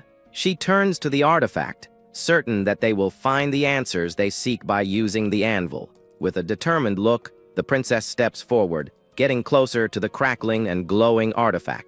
But as she reaches for it, a sudden burst of dark purple energy erupts from her body, surprising everyone. The dark energy quickly engulfs her, and she seems to be in immense pain as she struggles against its power. Her face is contorted in agony as the powerful, dark aura rages uncontrollably around her. The prince cries out her name in alarm, watching as the volatile energy intensifies and overwhelms her completely. As he reaches out to help, she weakly tells him to stop, but her voice is lost in the chaotic energy. He grabs her hand anyway, trying to pull her back, but is immediately caught in the powerful dark aura himself. A massive explosion of violent purple energy erupts from the two siblings and the anvil, flooding the entire chamber. Their companions can only watch in horror, shouting their names in desperation as the blast consumes them. The prince screams in agony as the uncontrolled power surges through him, threatening to tear him apart. A single word echoes in his mind: conquer, as he is consumed by the earth dragon's immense magic power. He realizes this must be a trial for those not permitted to touch the anvil, a test he now has to face. His vision is filled with a bright flash of light as the word conquest burns into his mind. The eruption of dark magic finally subsides, leaving a lingering purple haze around the now silent anvil. Carrick and Caitlin can only stare in shock, watching the aftermath of the chaotic magical explosion. The dust settles to reveal the young prince kneeling on the ground, his body still crackling with purple energy. He supports his sister with one arm, a strange, dark weapon now clutched in his other hand. A shadowy aura covers the right side of his face, as one of his eyes glows with a menacing purple light. Meanwhile, back at the temporary camp, the remaining Allied soldiers are unaware of the looming danger. High on the cliffs overlooking the canyon, Red Orc scouts watch the unsuspecting camp below. One of them uses a spyglass, confirming the enemy's location with a sinister grin on his face. He mockingly laughs at the foolish soldiers, confident that their hiding spot has been completely exposed. He then turns to his superior, asking if they should launch a direct and immediate attack on the camp. The powerful orc chieftain of the Red Lightning tribe, Yakuzan, listens to his subordinate's report. He gives the order for all of his warriors to prepare for battle, declaring it is time to clean up the remaining trash. Suddenly, the Allied soldiers in the camp look up in alarm, startled by a strange sound from above. A barrage of fiery meteors rains down from the night sky, heading straight for their vulnerable position. The camp is immediately engulfed in a series of massive explosions as the magical attack devastates the area. From the cliffs, a massive army of red orcs and war mammoths begins its descent toward the burning camp. The red orc horde charges forward with ferocious battle cries, ready to slaughter any survivors of the initial attack. Chris curses their terrible situation, realizing that without their strongest fighters, the army is about to be wiped out. He can only watch from a distance as the fiery explosions continue to devastate their temporary camp. Meanwhile, the Red Orc chieftain laughs at the foolish demons, saying they deserve this for their arrogance. He orders his mages to kill all the remaining soldiers, and they begin to gather magical energy for the final blow. One of the mages channels a powerful purple aura into his hand, preparing to unleash a devastating spell. But he suddenly stops in confusion, looking down in shock as he finds himself completely unable to move his hands. At that moment, the swamp mammoth is enveloped in the same purple energy, its eyes glowing with a menacing light. The charging red orc warriors on the ground halt, confused as to why their own forces have suddenly stopped. The massive beast then turns on its own army, unleashing a devastating magical blast upon the unsuspecting orcs. The chieftain watches from the cliffs, his triumphant expression turning to one of utter disbelief and confusion. He roars in anger, demanding to know what is happening and why their own war beast is attacking them. Back in the canyon, Chris watches the mammoth turn on the enemy, just as bewildered by the sudden turn of events. He stares in utter shock, trying to process this unbelievable and fortunate development on the battlefield. A sudden thought strikes him as he stares at the purple aura, realizing the prince must have found the anvil. Back in the ruins, the prince is kneeling, crackling with purple energy, and holding a dark, powerful weapon. He continues to support his unconscious sister, the newly acquired hammer glowing ominously in his hand. He recognizes it as the Thunder Hammer, the legendary weapon that is meant to be paired with the anvil. A dark elf helps Felicia to her feet and tells the young prince that it seems the dragon Enkidu has chosen him. The youth is completely stunned by her words, looking up in disbelief, unable to process the revelation. His sister then tells him he needs to use the hammer, as the entire group watches him, waiting for his next move. He now understands that the dragon's magic power has taught him how to properly wield the hammer. He recalls the intense trial where he was conquered and forced to submit to the overwhelming power of the anvil.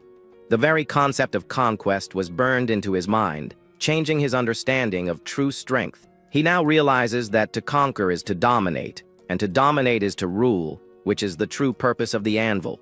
With this newfound knowledge, he confidently raises the dark thunder hammer, its purple energy crackling around him. A confident smirk spreads across his face as he decides his first act will be to dominate the swamp mammoth.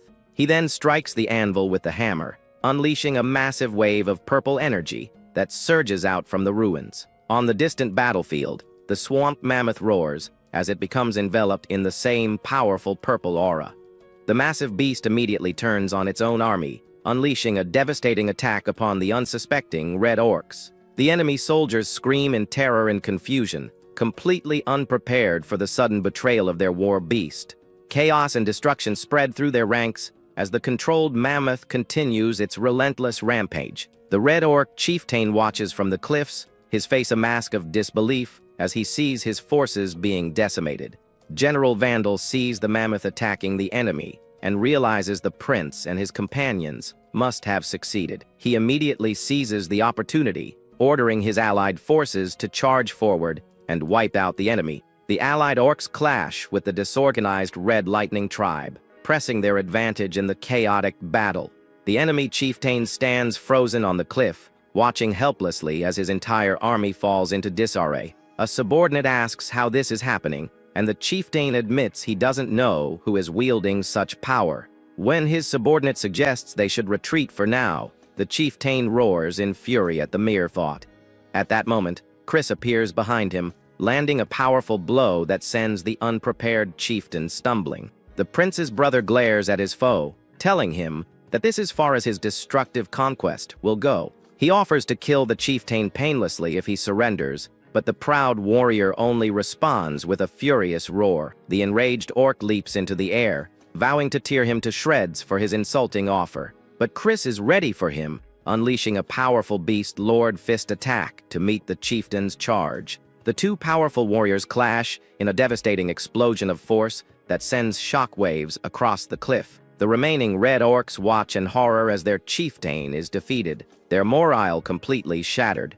The prince's brother looks down at his bloodied hand, knowing he now just needs to clean up the rest of the enemy. Later, he stands with his younger siblings, admitting that they would have been in real trouble without their help. He then looks off into the distance, a concerned expression on his face as he wonders if they are okay. Back in the ruins, the others watch a magical projection showing the controlled mammoth rampaging through the enemy. The dark elf is still in awe, realizing that with the anvil's power, the Red Lightning tribe is being utterly destroyed.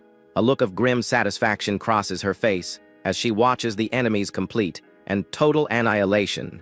But as she speaks, she suddenly collapses, weakened from the earlier magical backlash from the artifact. Her companions rush to her side, and she reassures them that she will be fine after a little rest. The dark elf offers to prepare a place for her to rest, but then notices that the young prince is gone. A moment later, they find him outside the ruins, sitting alone and looking up at the sky. He breathes a sigh of relief as a series of notifications appear, informing him that he has leveled up multiple times. He is surprised by the sudden and massive increase in his level, wondering if it is because he used the anvil. Another notification then appears, informing him that his conquest skill has also leveled up. He opens his status window and is thrilled to see that his Under the King's Banner skill has leveled up as well. A confident smirk spreads across his face as he realizes his main skill is getting stronger, which is great news for him. He also notices a new skill called King's Knights,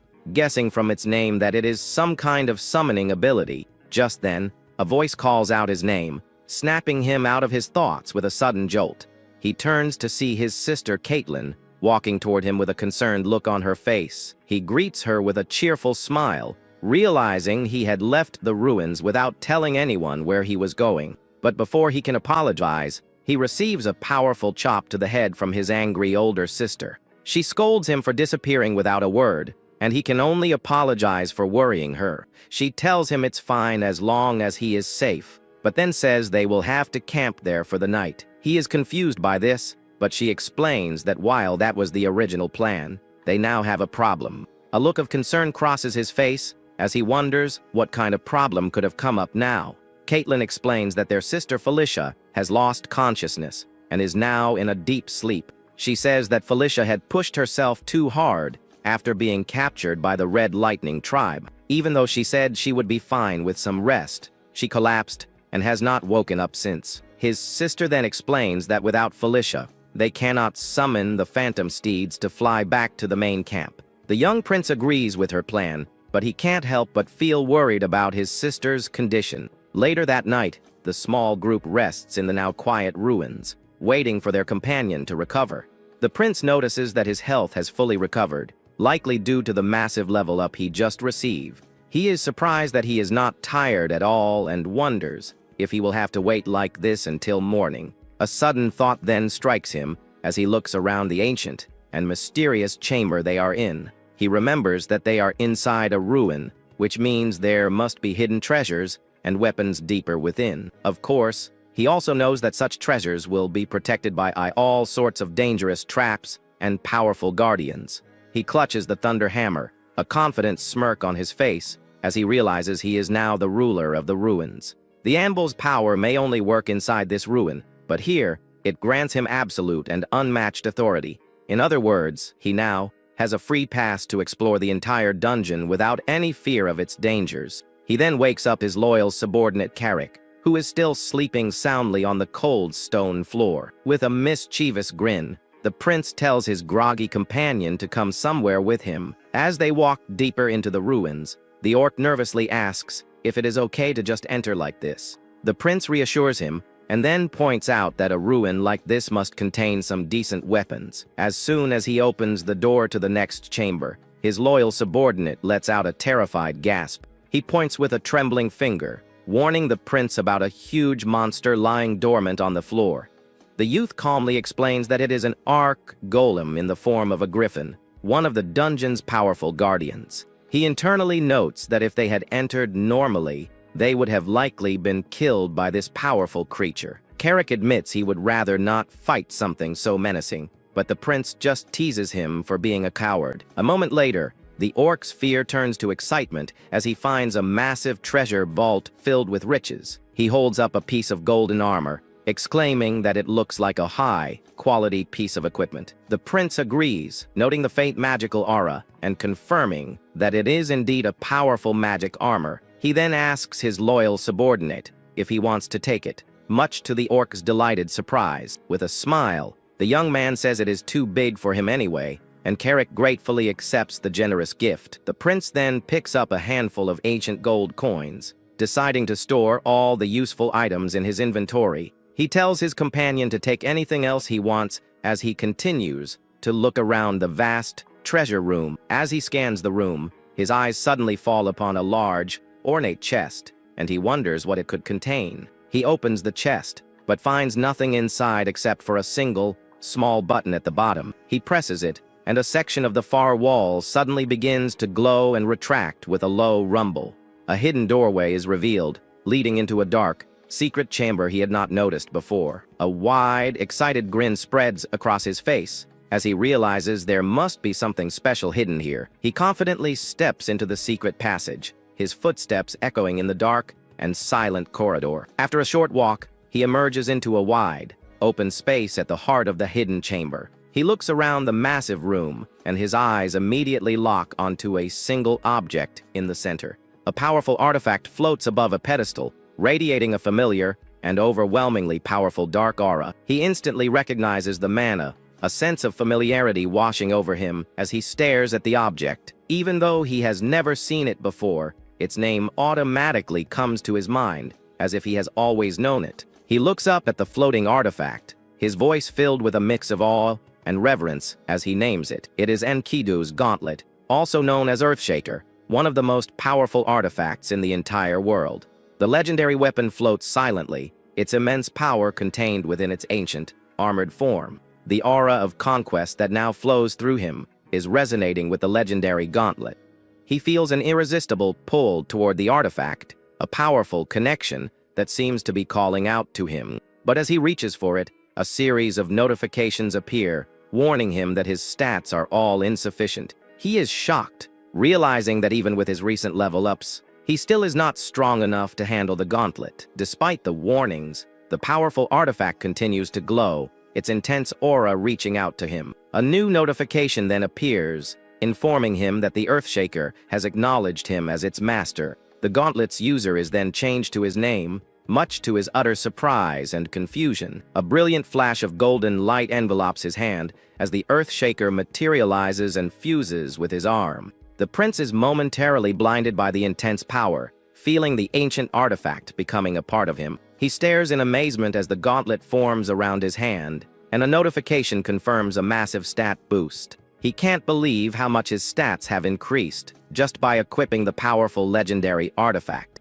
A confident smirk spreads across his face as he imagines how much stronger he will become as his level increases. He is thrilled with his new acquisition, realizing he has found an even better item than he could have ever expected. Enkidu's gauntlet is now his, a powerful weapon that will undoubtedly change the course of his journey. Suddenly, Carrick's voice startles him, and he quickly turns around, trying to hide the glowing gauntlet. He is shocked to see his subordinate standing there, and the orc reveals he saw everything, including the disappearing glove. The prince feels a bead of sweat run down his cheek, worried that his secret about the inventory has been exposed.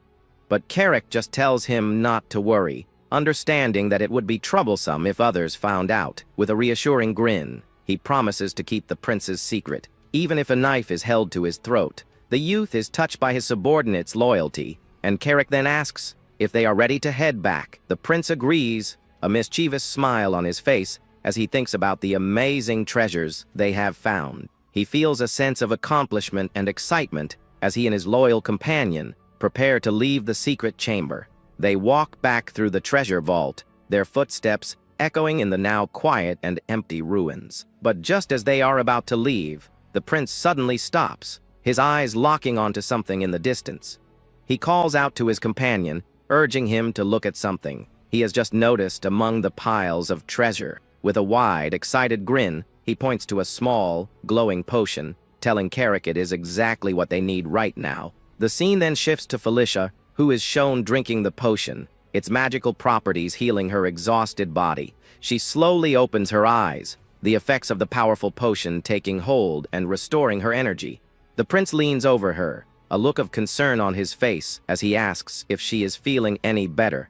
He is relieved to see her awake, and she looks around in confusion, asking what happened. Caitlin explains that her brother brought a magic recovery potion, a proud smile on her face. Felicia is still disoriented, wondering where he could have possibly found such a rare item. The young man playfully reminds her that they are in a ruin, a place filled with all sorts of treasures. She looks at him for a moment, then realizes he is right, feeling a bit foolish for forgetting. With a confident smirk, he tells her that he is the ruler of these ruins, so she has nothing to worry about. He reassures her that she just needs to rest, and her magic power will be fully recovered when she wakes up. The prince is surprised when she suddenly thanks him, her voice soft and her cheeks slightly flushed. He is taken aback by her sincere gratitude, and she repeats her thanks with a genuine and warm smile. The next morning, the small group finally returns to the main camp, the sun shining brightly in the sky. General Vandal greets them with a wide, triumphant grin, exclaiming that they have finally arrived. He slaps Carrick on the back, congratulating everyone on their hard work and successful mission. Chris then appears, clearing his throat awkwardly as he looks at his younger siblings. The prince is surprised to see his older brother, who still seems a bit embarrassed by their earlier disagreement. He struggles to find the right words, clearly not used to admitting when he is wrong or praising others, but he finally manages to compliment his sister, telling her that it was a splendid performance. She just smiles, brushing off his praise with a confident and slightly smug look on her face. The young prince watches their heartwarming interaction, a genuine and happy smile on his face. Chris tells them to rest well,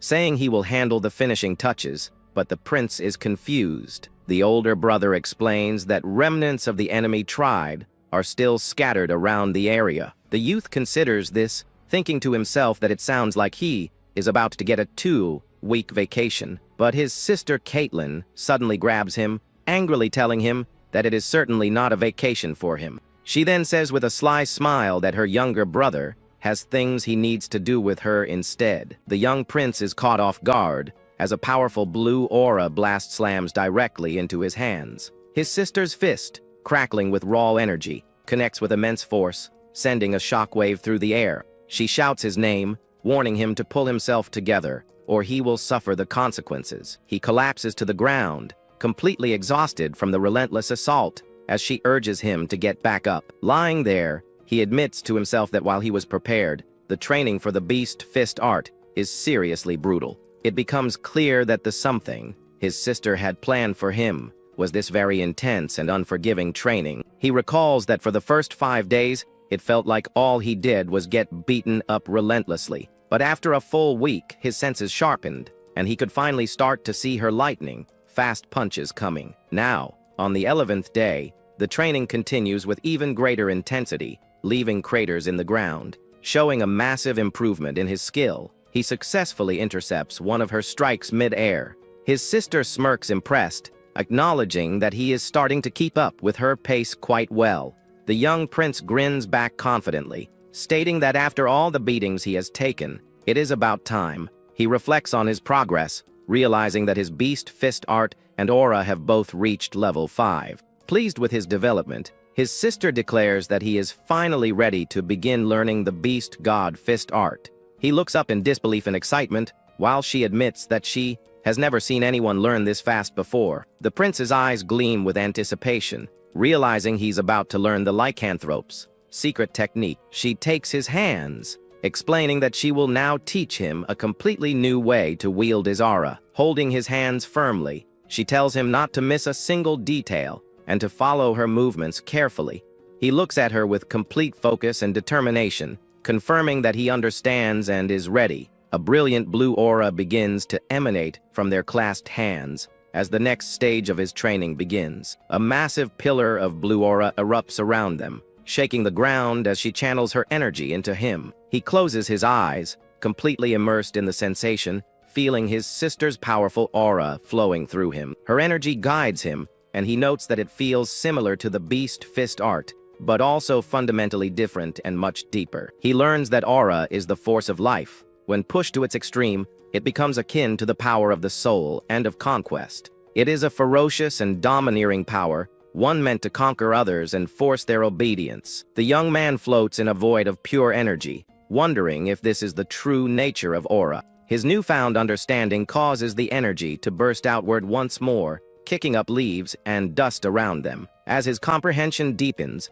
notifications confirm that his beast fist art and aura levels have both increased. His sister looks at him with a proud and amazed expression, calling his name in admiration for his rapid growth. He stands confidently in his new power as a notification confirms he has finally acquired the Beast God Fist art. Looking at his hand, he considers his two new powerful assets, the Beast God Fist art and his Earthshaker gauntlet. He clenches his fist, feeling a surge of power as the aura responds instantly to his will, forming sharp points. The prince and his sister stand facing each other, as the powerful energy now swirls calmly around them. Another notification appears, showing he has reached level 14. He smiles, feeling stronger than ever before. He declares that this is where his journey truly begins, while Carrick watches silently from the trees nearby. The loyal orc observes his master's incredible growth with a stoic and satisfied expression on his face. The scene then shifts to the next morning, with the sun rising brightly over their military encampment. Inside a large tent, the prince and his sister are having a quiet meal together after their intense training. He remembers something and decides to ask his sister a question about Felicia to understand the situation better. He asks why the relationship between Felicia and their older brother Chris is so strained. He thinks to himself that Felicia is a key ally he needs on his side, but her strained relationship with Chris could be a problem. His sister clarifies that they are not on bad terms, but they definitely seem distant from one another. She continues, saying there was no direct incident between them, which makes the young prince wonder what the real reason is. She hesitantly suggests it has something to do with Chris, and someone named Sylvan, a name that surprises her brother. She lightly scolds him for saying the name so carelessly, and he quickly apologizes, explaining he was just caught off guard. He then remembers who Sylvan is. Felicia's twin brother, Sylvan Doomblade, was a troublesome opponent in his past life. The prince puts the pieces together, realizing the core of the problem must be between his older brother and Sylvan. Just then, their conversation is interrupted by the sudden arrival of Chris, who startles both of them. His sister nervously calls out their older brother's name, while the prince asks why he returned so early. Chris tells them to pack their things, explaining the mission ended faster than expected, and they are leaving that afternoon. The young prince is confused by the sudden news, and asks his older brother where they are heading next. The blonde warrior just smirks, finding the question silly, and reminds him that they need to report their success. Outside, they say their goodbyes to General Vandal, who thanks the royal siblings for all their hard work. The orc general tells the ninth prince that he looks forward to the day they will meet again. The young man smiles back, confidently telling Vandal that he will be waiting for that day as well. With the farewells concluded, Chris asks if everyone is ready to leave, and his younger brother confirms. The older brother then announces with a determined grin that their destination is the Demon King's castle. The scene shifts to a massive, dark castle, its Gothic spires reaching into a blood-red sky. Inside a vast throne room, a lone, powerful figure is seated on a throne, shrouded in shadows. The figure is revealed to be the Demon King, silently waiting with an overwhelming presence. The journey back to the Demon King's castle is a relatively simple one, as the group travels swiftly through the dark forest. Their plan is to reach a special teleportation circle capable of long-distance spatial leaps to return directly to the castle. The trip to the nearest circle is estimated to take 3 days, a journey that involves camping in the wilderness without any stops at inns. As they settle down for another night under the open sky, the prince feels a little nervous about arriving at the palace the next day. He thinks about the current political climate, which is dominated by 3 main factions vying for power. The first is led by the second prince, Zephy Radnaros, who is known as the Demon King's second son and his worst enemy. The other 2 major players are the first prince, Michael Radnaros, and the fourth princess, Anastasia Nekrian. In the intense struggle for the throne, birth order means nothing, as only those with great achievements and superior ability can rise to the top. He knows that Baikal and Zephyr are full brothers who inherited immense strength from their mother's side, the Draconian clan. The prince considers that the more moderate Baikal would probably be a better heir, but he knows such a choice is ultimately meaningless. He is certain that after he arrives at the castle, the entire power structure is going to change forever. Because of what he knows is coming, the young man resolves to prepare for every possible eventuality. His primary goal is to raise his level enough so he can finally wield the full power of his Earthshaker gauntlet. He decides to utilize his new strength by activating his king's knights, skill, and a notification confirms a knight order has been created. He is surprised to find that the skill functions like a guild system, complete with buffs, training, and a summoning ability. Covering his mouth in shock, the young man realizes that this is a seriously overpowered skill. He excitedly wonders how strong it will become as it levels up, but his thoughts are interrupted when an orc finds him. A green-skinned orc named Karak yells at the prince, asking why he is still awake when he needs to sleep for their early departure. The guard urges him to hurry back to camp, but the prince just smiles, thinking that Karak has shown up at the perfect time. With a mischievous glint in his eyes, he asks the orc if he would like to participate in a little experiment. Karak, looking nervous and sweaty, stammers as he asks the prince what he wants from him. Under the bright moonlight, the young prince addresses the orc warrior by his full title. A glowing golden sword materializes from thin air, shimmering with a holy light. The prince taps Karak on the shoulder with the flat of the blade, formally appointing him as his knight. A brilliant white light envelopes the orc, who is shocked by the sudden surge of power flowing through him. He tells the prince that the feeling is strange, but not in a bad way. The orc warrior declares that his loyalty towards his master has risen, and a notification confirms his new status as knight commander. The young prince is thrilled, realizing his new skill is working exactly as he had hoped. Karak, however, is bewildered by the sudden overflow of strength and asks what is happening to him. With his eyes sparkling, the prince grabs the orc and asks if he wants to become the strongest of his kind. He promises to raise Karak into a mighty orc emperor, one who could even stand toe-to-toe with the dragon race. The orc guard, concerned by his master's sudden strange behavior, asks if he is feeling unwell. The scene shifts to a tall, ancient stone tower standing alone amidst a lush green forest. The group finally arrives at the teleportation circle, a large glowing platform inscribed with magical runes. Chris turns to his siblings, asking if they are ready to depart for the Demon King's castle. The ninth prince looks up at his older brother with a calm and determined expression. The entire group steps onto the platform, and a bright blue light begins to emanate from the teleportation circle.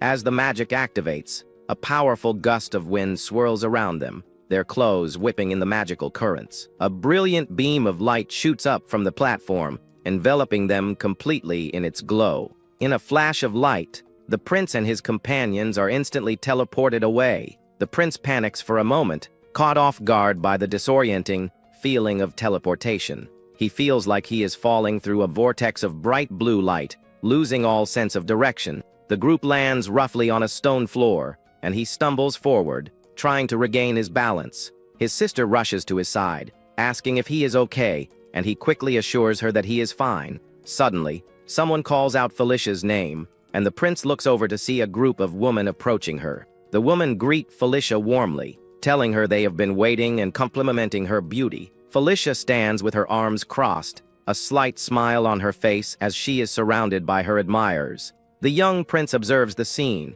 thinking to himself that it feels like he is watching some kind of idol fan club. Meanwhile, other groups greet Chris and Caitlin, but the youngest prince is left completely ignored. He jokes about no one being there for him as he watches Felicia's attendants whispering amongst themselves. Standing awkwardly with Karak, he feels isolated from the other groups, who are busy catching up. The prince now understands his current, standing within the Demon King's castle, far removed from the centers of power. He smiles to himself, unbothered, as this was all within his expectations. He turns to his loyal knight, asking if he is ready for what comes next. With a determined grin, the prince declares that from this point on, they will start changing things one step at a time. He and Karak are then shown to a small, dusty room in a remote corner of the massive castle. The room is little more than a storage space, filled with old crates, barrels, and cobwebs. Karak suggests they can unpack their things there, and the prince wryly notes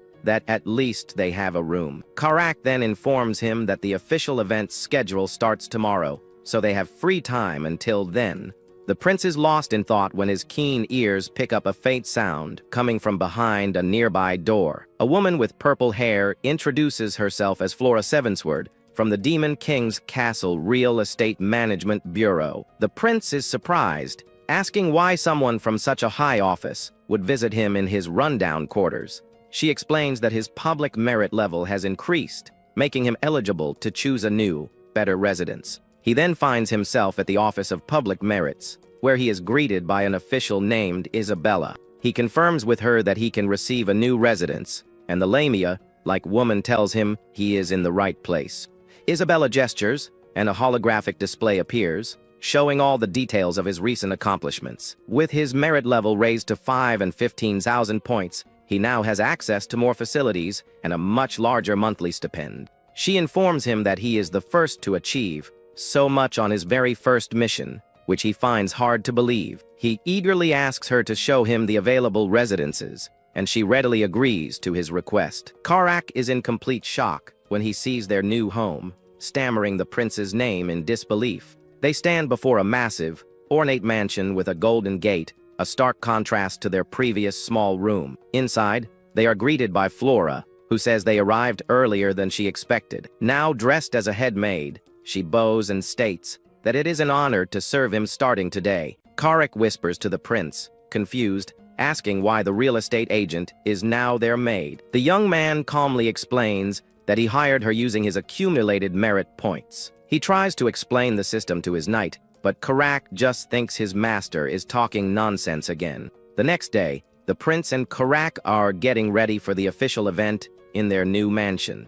The orc, dressed in a butler's uniform, nervously tells the prince he keeps feeling the need to use the restroom. The prince, annoyed, tells his knight to just go already, complaining that his nervousness is rubbing off on him. He then sees his sister and Felicia, both in stunning dresses, and compliments them on how amazing they look. Felicia smiles, satisfied, remarking that all her effort in picking the outfits paid off. The prince's sister blushes and compliments him in return, telling him he looks great in his formal suit. He thanks them both, a slight blush on his cheeks, and says that they both look amazing as well. His sister beams with happiness at the compliment, while Felicia simply accepts it as a matter of fact. Chris approaches his younger brother, reminding him that this is his very first audience ceremony. The older prince places a supportive hand on his shoulder, telling him that today, he is the star of the show. The young prince looks at his brother with newfound confidence, ready to face the challenges ahead. As he walks towards the throne room,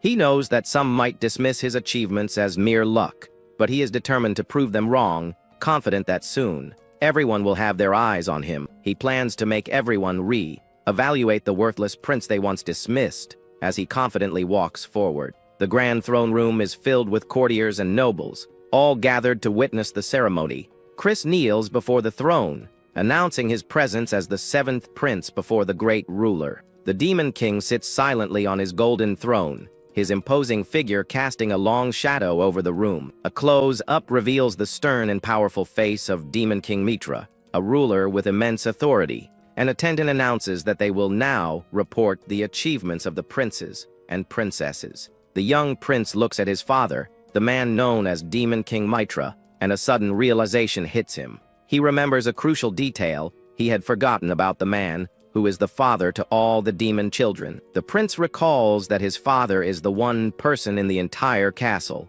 who must never be underestimated. A wave of immense pressure suddenly washes over him, causing his eyes to widen in shock and fear. The overwhelming aura of the Demon King forces the young prince to his knees, his body trembling under the immense power. A vision of a goddess appears in his mind, telling him to conquer. An orb of golden light forms in his chest, radiating a powerful aura. The Demon King's voice echoes in his thoughts, reminding him that he too is a king.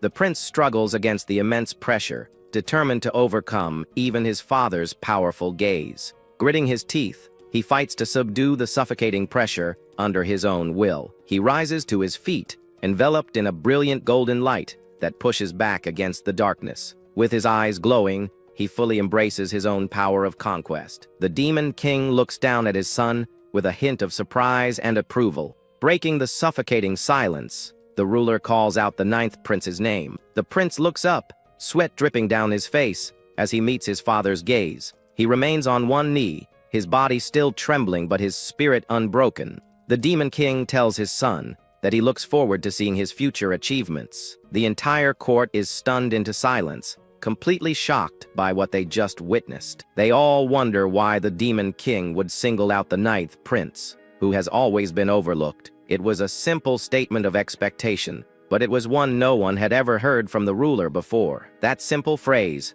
coming from the demon king himself, made it an invaluable declaration of recognition. The prince looks up with renewed determination, vowing to live up to his father's expectations.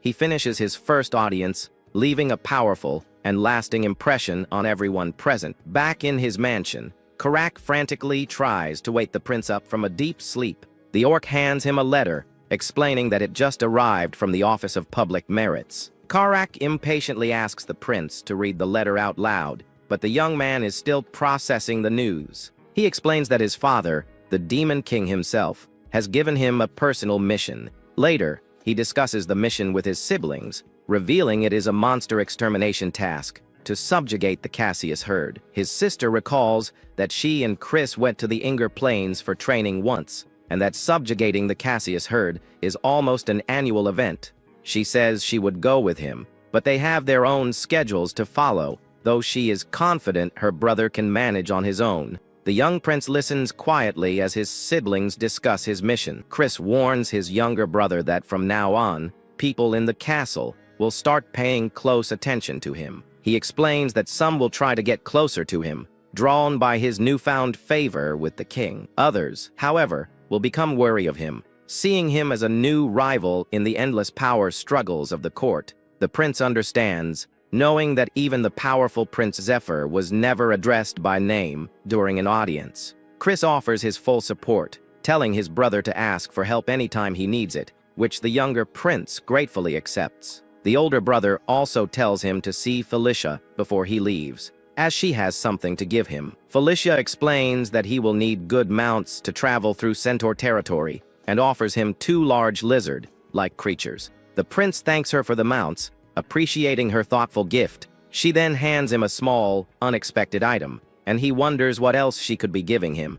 He is shocked to see a beautiful necklace with a glowing blue crystal, recognizing it as a dark elf's tear. The prince is amazed that she is giving him one of the dark elves' sacred treasures, a feat normally achieved only by killing her. Felicia explains that the dark elves are a proud race who never forget a kindness or an act of vengeance. She then pulls him into a warm hug, telling him to take care of himself and return safely. The prince is flustered by the unexpected gesture, as he had never imagined Felicia would act so affectionately towards him. He accidentally calls her Felicia's nickname, Sia, which causes her to push him away in embarrassment. She quickly dismisses it as nothing, flustered by the slip-up, and the prince assumes she just realized how awkward the hug was. He says his goodbyes and steps into the teleportation circle with Karak and their mounts. As the light of the portal fades, Felicia stands alone, watching them go. With a soft smile, she quietly accepts his farewell, her earlier embarrassment fading away. The scene shifts to the Inger Plains, where a beam of light descends from the sky. The prince, Karak, and their mounts materialize from the teleportation magic, arriving at their destination. Karak looks around, a bit disoriented, and asks if they have arrived, to which the prince confirms. They are immediately greeted by a woman, who addresses the young man as the 9th prince. She introduces herself as Karma, a ranger who has been assigned to be their guide for the mission. The prince introduces himself in return, observing that she has the upper body of a human and the lower half of a beast. She bows respectfully, honored to be in his service, and he correctly identifies her as a member of the satyr race. With the introductions complete, Karma suggests they get moving right away. The group travels across the vast, arid plains, their mounts kicking up dust as they run. Karma explains that it will take at least 2 days to reach the center settlement, and she plans to travel with few breaks. The prince asks if there are any other soldiers with them, and she explains it's just the 2 of them for now due to the mission's urgency. She reassures him that with the centaurs on their side, they won't be outnumbered, so it will be more of a group fight. The prince considers this, realizing that the real problem will be their choice of weapons for a potential mounted battle. As they ride, he thinks to himself about their strategy and equipment needs. Suddenly, a strange sound catches his attention, and he tells Karma to hold on while he investigates. Out of nowhere, a massive claw, like a tack, tears through the ground, heading straight for the group. Karma quickly dodges out of the way, her senses on high alert. She looks on in disbelief, a bead of sweat running down her face as she realizes what is happening. From a nearby cliff, she spots the Cassius herd charging towards them, wondering how they were found so soon. A pack of monstrous, shadowy wolves with glowing eyes and sharp teeth rush towards their prey. A terrified centaur screams as one of the beasts lunges at him, its fangs bared. The centaur cries out in fear, completely defenseless against the sudden and ferocious attack. Before the wolf can land its attack, a lizard-like mount leaps in, carrying another centaur to safety. The wolf's attack misses its target, crashing into the ground with a powerful impact. The rescued centaur looks around in confusion, while the prince calmly sits on his mount, observing the scene. The prince smirks, noting that the welcoming party seems to have arrived earlier than expected. He clenches his hand, and the Earthshaker gauntlet materializes in a brilliant flash of golden light. Unfazed by the ambush, he declares that he was itching for a fight anyway. The rescued centaur asks who he is, and the prince confidently challenges the monstrous wolves to attack him. The alpha of the pack lets out a ferocious roar, its eyes glowing with a menacing red light. The massive wolf charges forward, its speed and power far greater than the others. The prince grins, identifying the charging beast as the boss of the pack. Karma and Karak rush to his side, scolding him for dashing in alone and warning him of the danger. He tells them he is fine, and to just watch quietly as he prepares to face the alpha wolf head-on. He leaps into the air, ready to test the beast god fist. With his gauntlet glowing, the prince meets the charging alpha wolf head-on. The massive beast lets out a deafening roar, its sharp fangs ready to tear him apart. The prince channels his energy into his fist, his eyes glowing with determination. He unleashes a devastating attack called the Fist of Explosion, a powerful blast of concussive force. Karak and Karma watch in stunned silence, completely shocked by the prince's incredible power. The attack lands directly on the alpha wolf, causing a massive explosion that sends blood flying everywhere. The prince stands over the fallen beast, his glowing gauntlet still crackling with residual energy. The other wolves in the pack stare in disbelief, their alpha defeated in a single, devastating blow. They whimper in fear and quickly retreat, their morale completely shattered. The prince looks at his gauntlet, wondering if it amplified his aura to produce such a destructive attack. He smiles, realizing that the power is almost on par with his sister, Caitlin. The rescued centaur thanks the prince for saving him, amazed that he took down a Cassius with one strike. The centaur introduces himself as Swift Wind and offers to guide them to their settlement. As they travel, the prince's gauntlet absorbs a purple orb of energy from the defeated wolf. They finally arrive at the Angel Plains Centaur settlement, a large village of tents and yurts. Swift Wind explains that 4 centaur tribes dwell in the plains: Fierce Wind, Heavy Rain, and Rough Night. He tells them that the Raging Flame tribe is the most powerful, and their chieftain also serves as the high chieftain of all the tribes. A powerful-looking centaur with red hair and a beard greets them, welcoming them after their long journey.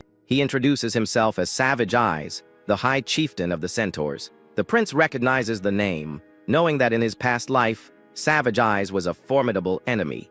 Karak whispers to the prince that the chieftain's glare is deadly, but the young man confidently introduces himself. The centaur chieftain looks down at him, his gaze sharp and intense. The prince, unfazed, asks for the chieftain's assessment of the current situation. Inside a tent, Savage Eyes explains that the situation is not good, pointing to a map on the table. He reveals that the Cassius herd has moved south much earlier than usual this year. Scouts are currently observing the area, though some believe a small part of the herd may have simply gotten lost. He declares that in 3 days, warriors from all 4 tribes will gather to crush the beasts. The prince remembers that in the game, Savage Eyes was an unrecruitable NPC, but he hopes things will be different this time. He agrees to wait for the warriors to gather, and the chieftain then changes the subject. Savage Eyes asks if it is true that the prince smashed a Cassius's skull with a single punch. The prince offers to show him his power later, hoping he can make the chieftain an ally, just like he did with his siblings. The centaur leader accepts his offer, saying he will look forward to it. That night, the prince walks through the center village, noticing the curious stares of the locals. The villagers whisper amongst themselves, recognizing him as the one who defeated a Cassius with a single blow. Karak jokes that the prince is quite popular, and the young man proudly agrees. He boasts that it is all thanks to his natural charm and virtue, but immediately regrets his cheesy comment. Karak wisely suggests that his master should get some rest. The prince lies in bed, peacefully sleeping after a long and eventful day. Suddenly, his eyes snap open as he senses something strange. He sits up in shock, his earth shaker gauntlet glowing with a bright green light as it absorbs more energy. He is confused, wondering when the gauntlet attached itself to his arm. A mysterious, blindfolded woman with green hair appears before him, calling him by his full name. She floats in the air, her presence ethereal and powerful, and tells him she requires his assistance. The prince, still in his pajamas, looks up at the strange woman and asks who she is. She introduces herself as the fragment of the Watcher Ankle. She then reveals her true name, Greenwind, as her blindfold disappears, showing her gentle green eyes. The prince recognizes the name, shocked to be in the presence of such a legendary being. He recalls that Greenwind was one of the nature spirits worshipped by the centaurs and satyrs. According to the lore of his past life, it is thanks to her power that the Anger Plains maintain their vibrant greenery. Suddenly, the world around him shifts, and he finds himself floating in a lush, green landscape with the spirit. Greenwind tells him that this place is her home. It is the sacred ground where the fragment of her origin, the Observer Ankle, resides. The prince is stunned by this revelation, his mind racing to process the information. He realizes that if she is talking about the Observer Ankle, she must mean one of the 6 legendary Elder Dragons. Elder Dragons were god-like beings that players could never encounter in the game. He finds it hard to believe that he has obtained Enkidu's Earthshaker and now encountered a fragment of ankle in such a short time.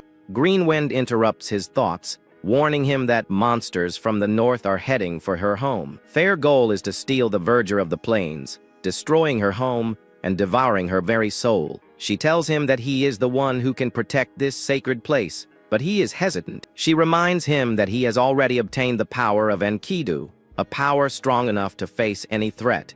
Greenwind reassures the prince, telling him that the fragment of ankle will make him even stronger.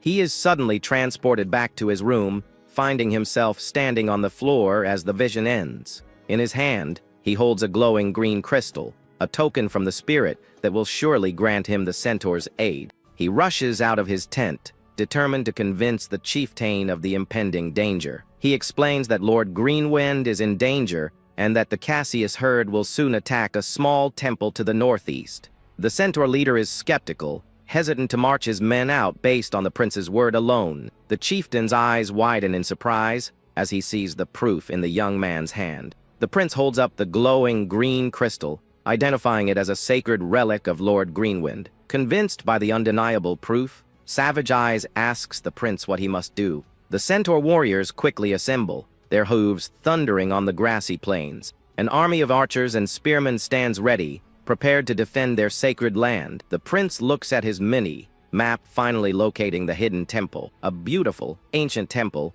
bathed in a soft green light, stands nestled in a clearing. One of the centaurs spots the temple and points it out to the chieftain. As they approach, they are horrified to see a massive horde of Cassius wolves already gathered before the temple. The prince wonders how the monsters could have possibly found Greenwind's hidden home. He realizes that there must be something else going on, a piece of the puzzle he is missing. The centaur chieftain notes that the number of enemies is far greater than he had anticipated and asks the prince for a plan. The young man recalls Greenwind's words that he must gain power from Inkle's fragment inside the temple. He tells the chieftain that he is going to the temple and orders them to keep the monsters at bay. The prince calls out to his companions, and they immediately respond, ready for his command. Savage Eyes raises his sword and rallies his warriors, ordering them not to let a single monster enter the temple. With a fierce expression, the centaur chieftain commands all units to prepare for battle. The centaur warriors let out a mighty war cry and charge forward to meet the enemy head-on.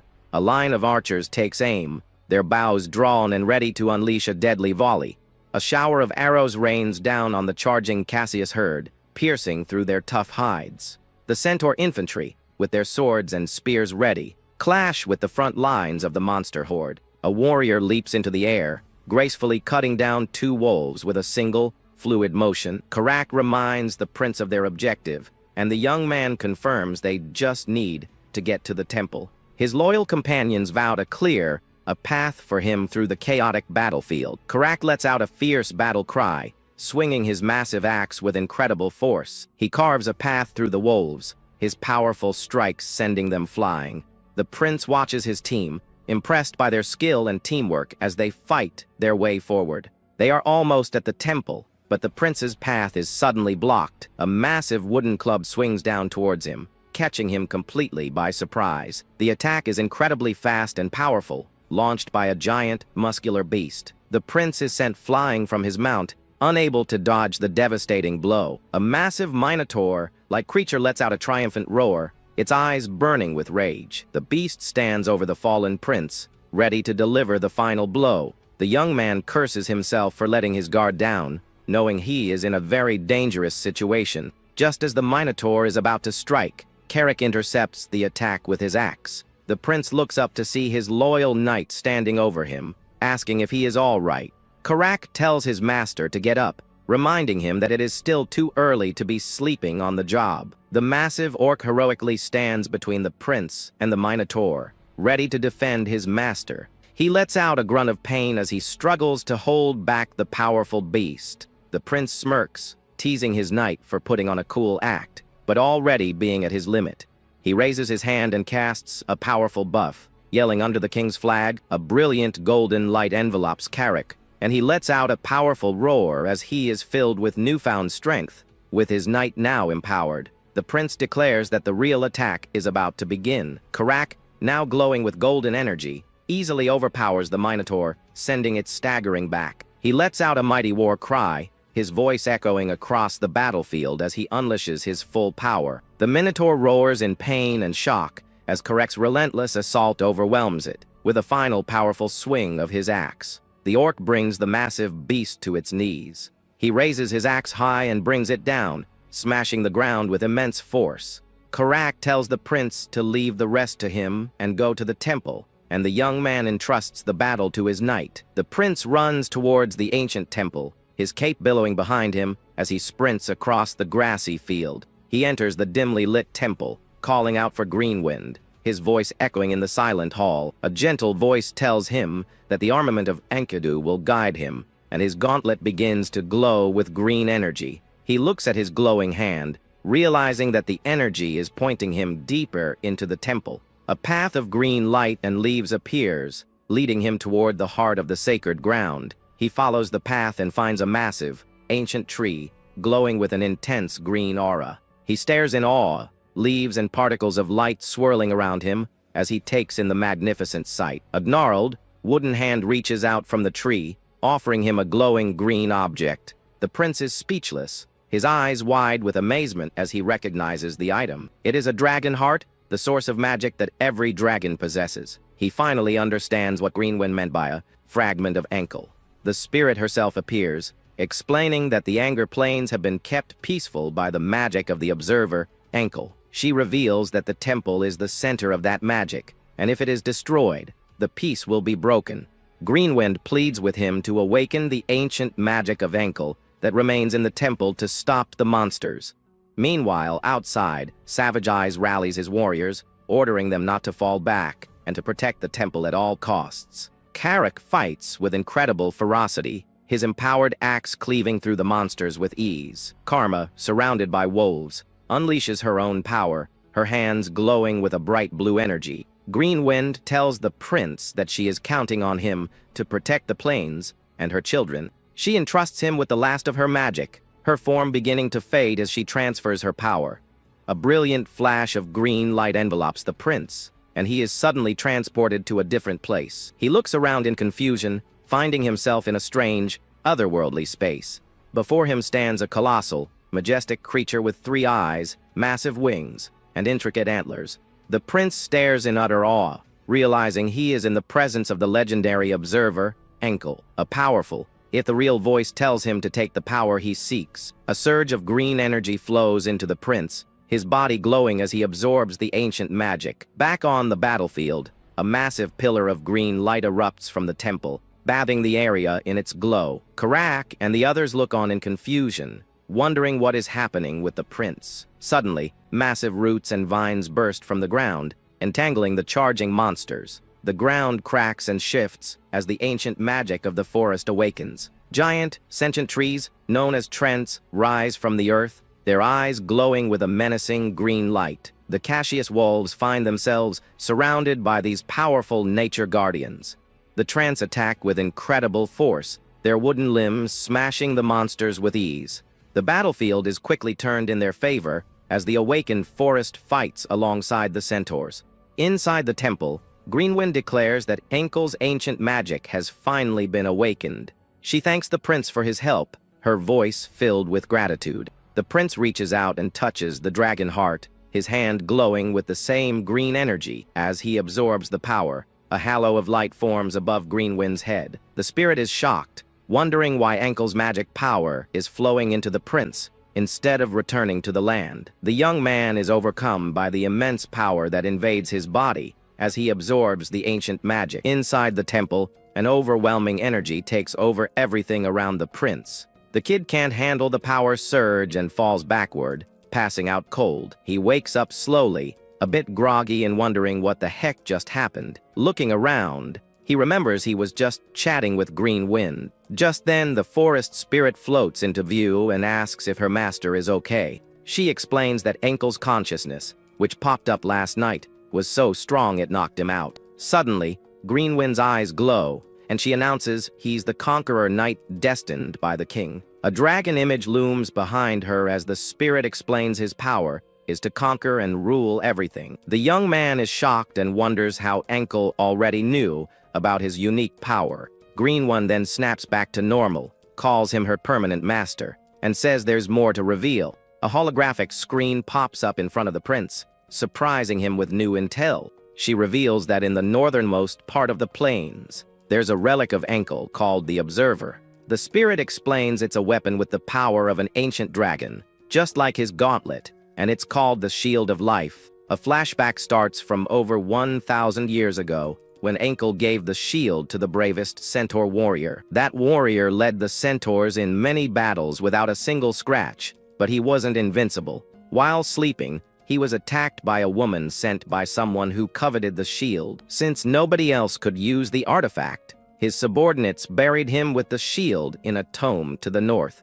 Over time, the Shield of Life became a legend, and the centaurs renamed it in honor of the warrior. The new name of the legendary shield was White Eagle, an incredibly powerful weapon. Greenwind confirms the name, and the prince is shook because this weapon only existed in the game's history books. The prince thinks about how not even veterans found this shield, and now he finds out it's an ancient dragon weapon. With a grin, he asks where the tome is, and Greenwind says she can track it to the far north, but the spirit explains she first needs to craft a replacement component for herself.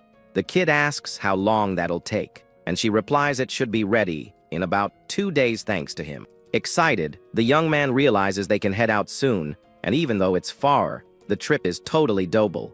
He's determined to go because, with the White Eagle, everything would be easy mode from there on out. The scene then shifts to the outside of the Holy Temple during the day. Outside, the prince thinks about how to justify the trip north as part of the subjugation mission.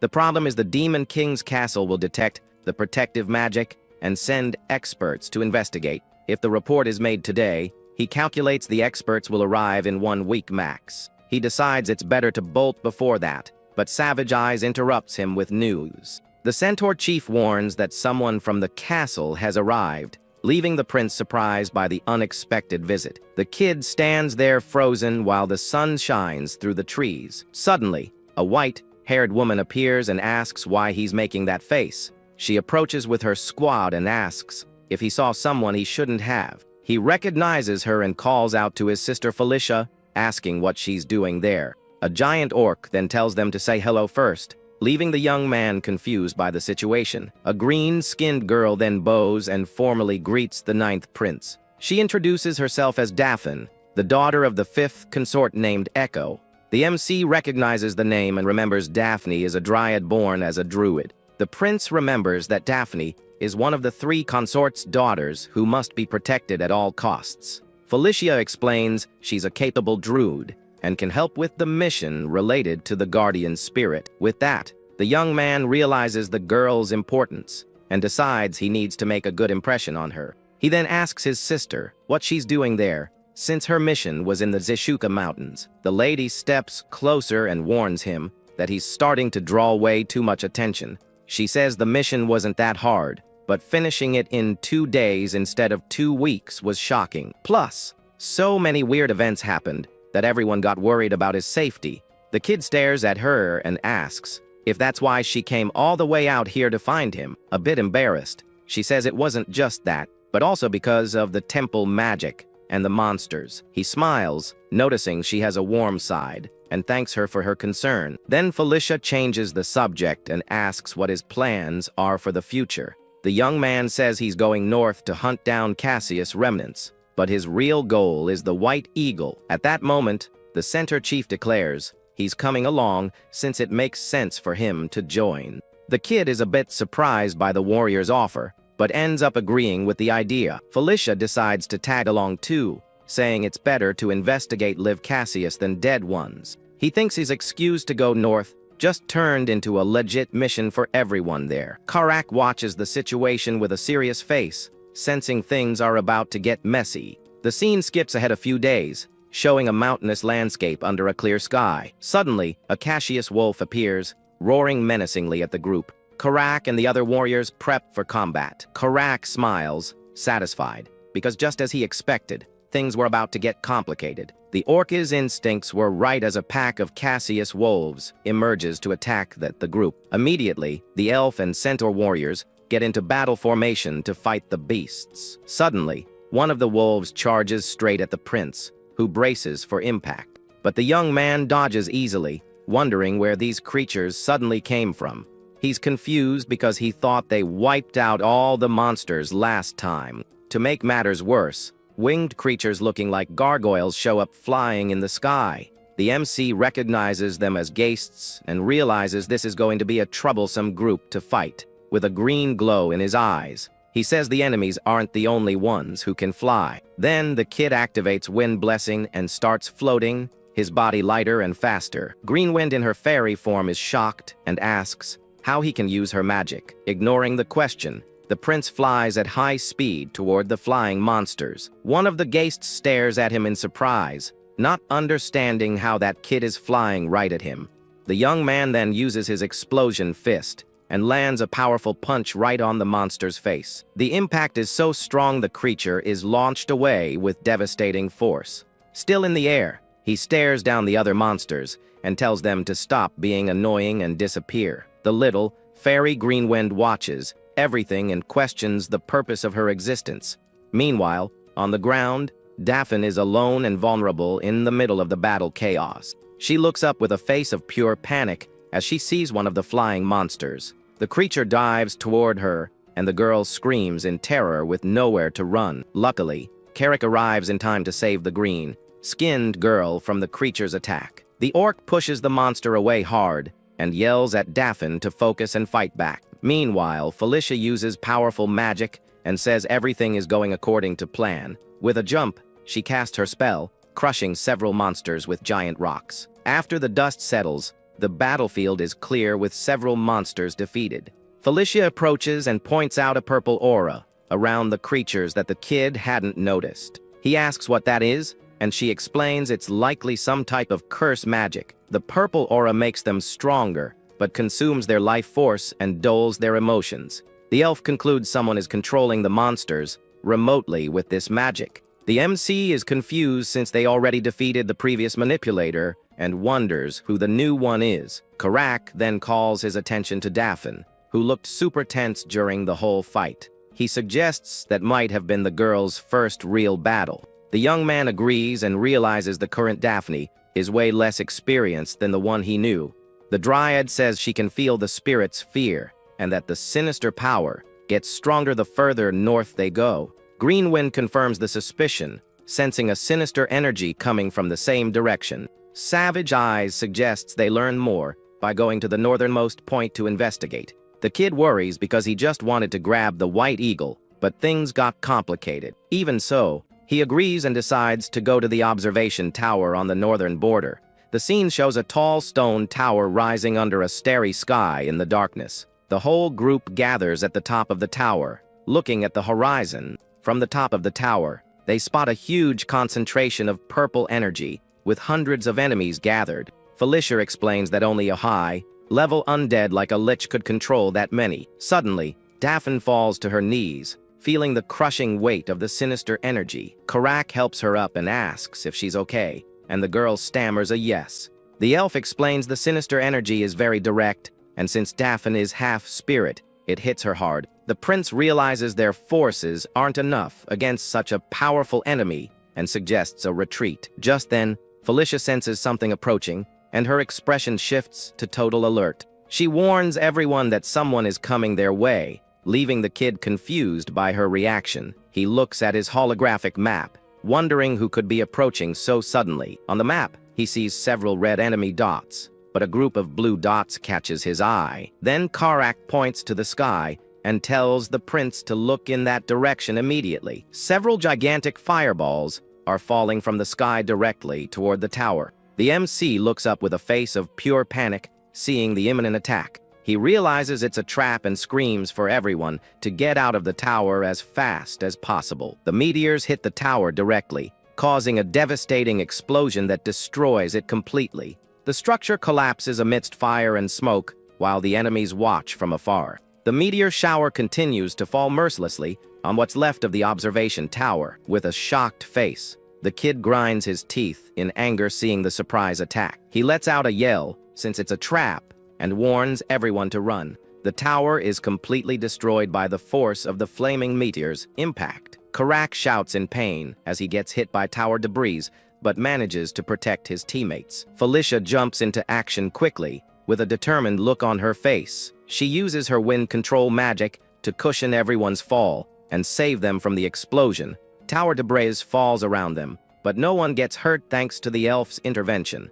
After the dust settles, she asks if the prince is okay, and he confirms he is. Savage Eyes thanks the sixth princess, because they all survived thanks to her magic, but she warns it's too early for thanks, since the number of enemies is huge. They are surrounded, and the elf asks them to buy her some time to open a gap in the enemy defense. She concentrates her magic energy, preparing to cast a powerful spell. The kid watches her with admiration and concern, whispering her name. He draws a glowing dagger and says he'll buy as much time as possible too. Then the young man uses his skill under the king's banner, buffing all his allies. The warriors feel a sudden power flowing through their bodies and are shocked by the sensation.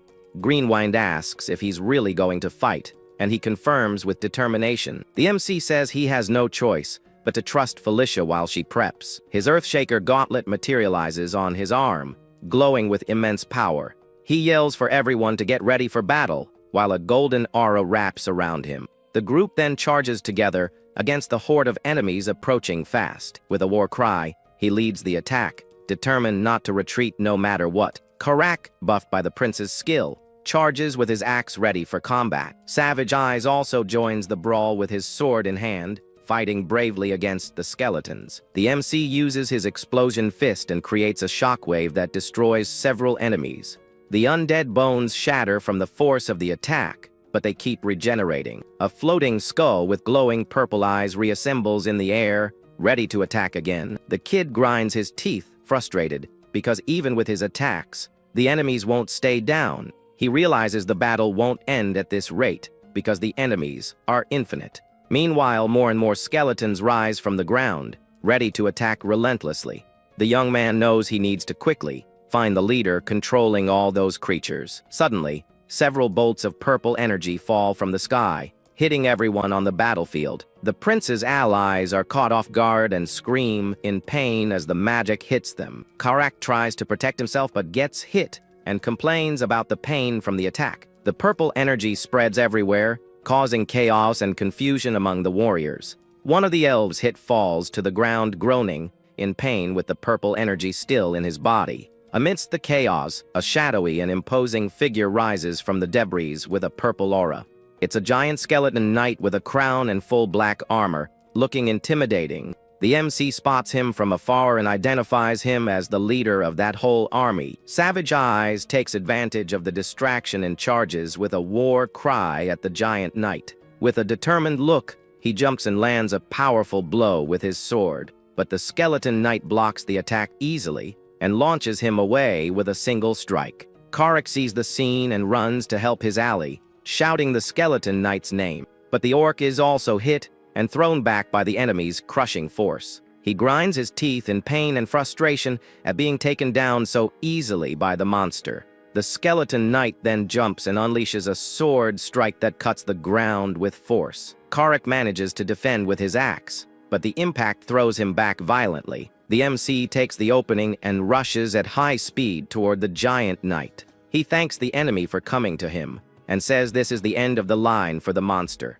With a jump, he uses his explosion fist, landing a direct and devastating hit, but the skeleton knight blocks the attack with ease and throws him to the ground effortlessly. The kid gets up with difficulty, coughing and wondering how strong that enemy is. He realizes the skeleton knight is on a completely different level than them. Felicia then approaches and tells him to stop fighting and rest for now. The skeleton knight watches her in silence, appearing intrigued by her appearance. The MC is surprised by his sister's intervention, not understanding what she's planning. The elf positions herself in front of him and says from now on she'll be the monster's opponent. With a defiant look, she taunts him, calling him Skull Face, and invites him to fight. She floats in the air while a glowing magic circle forms above her. Then the young woman launches a powerful energy blast that hits the skeleton knight squarely. The monster screams in pain as the attack hits, but stays standing and resists. He charges with rage, ready to counterattack and end that fight once and for all. Felicia isn't intimidated and uses her wind control to launch another energy blast.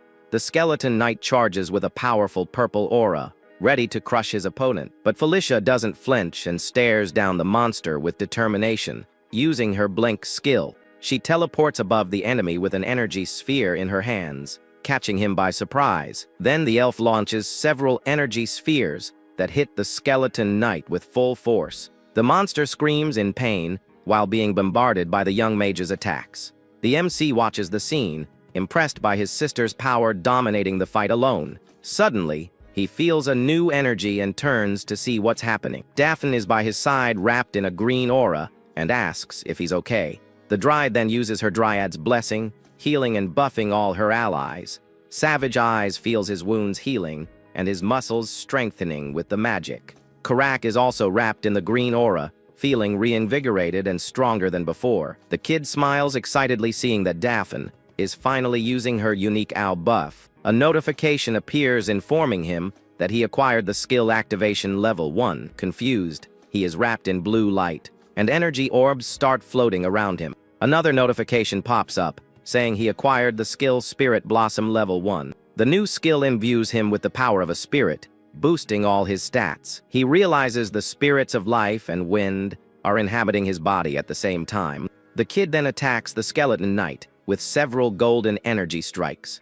Felicia gasps with fatigue, but continues to fight with her powerful magic. She uses her blink skill again, preparing for a new attack against him. Felicia creates purple energy blades that slice through the air toward the skeleton knight. She calls him a persistent bastard and tells him to just disappear already. The elf advances with a powerful attack, but the monster manages to defend with his sword. She is shocked to see her attack wasn't enough to take down the enemy. Suddenly, Karek, wrapped in a green aura, yells the skeleton knight's name. The orc charges with his axe and delivers a powerful blow that the monster blocks with difficulty. The skeleton knight is surprised by the strength of the attack, but manages to hold firm. The MC praises his sister's good work while floating beside her in the air. Felicia turns in surprise to see her brother by her side, ready for the final attack. He tells her to leave the finishing blow to him while his gauntlet glows intensely. With a yell, he uses his explosion fist and lands a devastating hit on the enemy. The skeleton knight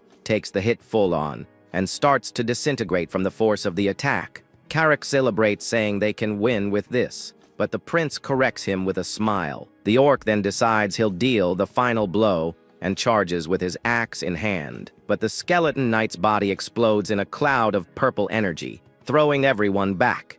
The kid yells his friend's name. Worried about what might have happened, he gets hurled away by the explosion, unable to control his movement in the air. With eyes wide in shock, he can't understand what just happened. Everyone gets caught in the blast and thrown far away amidst the chaos of purple energy. Felicia looks around, not believing the enemy is breaking apart on his own. Felicia stares at the skeleton knight again, ready for a powerful counterattack. The little fairy Greenwind flies through the dark forest, looking for something important. She stops for a moment, appearing to have sensed something nearby. Then the fairy finds what she was looking for, a piece of floating land with a weapon stuck in it. It was the legendary warrior's tome, with the white eagle glowing with immense power. Back at the battle, the skeleton knight prepares to attack the fallen prince. But Felicia stops him with her magic, staring him down with a furious and determined look. She scolds him for looking away and says his opponent is her. With a scream of rage, the young mage preps an even more powerful spell. She launches her triple explosion, a massive energy blast that hits the enemy. The skeleton knight takes a direct hit, but his armor seems to absorb part of the damage. He advances through the explosion and delivers a powerful strike against the elf. She tries to use her blank skill to escape, but gets hit squarely by the attack. The monster hits her with a powerful punch, launching her away with brutal force. Felicia manages to defend with a magic barrier, but is still pushed by the impact. She grinds her teeth in frustration, seeing the enemy is much tougher than expected. The skeleton knight then launches a purple energy blast that hits her barrier. The barrier shatters on impact, and the elf is thrown back again. The monster then summons an army of undead to attack all his enemies. Amidst the chaos, the MC is lying on the ground after those attacks from the Bad of Bones. While the MC is unconscious, a mysterious voice calls him master and asks him to get up. He wakes up in a green space and wonders what's going on. Not understanding the situation, Greenwind appears and tells him to hurry up and awaken Enkel's power that's inside him. Confused, he asks how he could use Enkel's power without knowing how to activate it. An intense green light glows in the sky, and he looks up surprised by the phenomenon. The forest spirit reminds him of something important, holding a glowing artifact. Meanwhile, the young man lying on the ground mutters the word, dragon blood, seeming to have a revelation. A green and blue energy descends from the sky like a comet toward the battlefield. Felicia and the other warriors are surrounded by the undead, fighting desperately. The green energy spreads across the battlefield, healing allies and strengthening them. Felicia looks back and sees her brother lying on the ground wrapped in a green aura. He stands up with difficulty and wonders what happened, while the energy wraps around him. Suddenly, the white eagle shield appears in front of him, glowing with immense power. He asks how that's possible, and the little fairy Greenwind appears by his side. She explains she searched for the tome and managed to make the shield recognize him as the new master. The kid thanks her, and the fairy says he can praise her later because there's something more important. The skeleton knight turns to face him with his sword in hand, ready to attack. The monster charges with incredible speed, leaving a trail of purple energy behind. The prince tries to react, but the enemy is much faster than he expected. He wonders why the skeleton knight is moving so fast. The skeleton knight launches a purple energy blast that the MC blocks with the shield. Felicia screams her brother's name, worried as she sees the headless body of the enemy. But the prince appears floating in the air, wrapped in green light and with the shield in hand. He holds the white eagle firmly, feeling the artifact's power flowing through him. The fairy Greenwind explains that Enkel's fragment turned his body into a hybrid. She asks if he can feel the new power that was added to his transformed body. Enkel's magic, preserved in the shield for 1,000 years, now flows through the young man's body. He feels the incredible power and says the sensation is simply amazing. The skeleton knight stares at him with his purple eyes glowing with silent fury. The MC taunts him, calling him bonehead, and invites him to continue the fight. With a confident smile, he says this time he's gonna crush him for real, no mistakes. He then launches a green energy blast from the shield that destroys several enemies nearby. The green energy spreads across the battlefield, decimating the undead army. Felicia watches the scene in shock, not believing what she's seeing. The skeleton knight roars in fury and charges with his sword raised,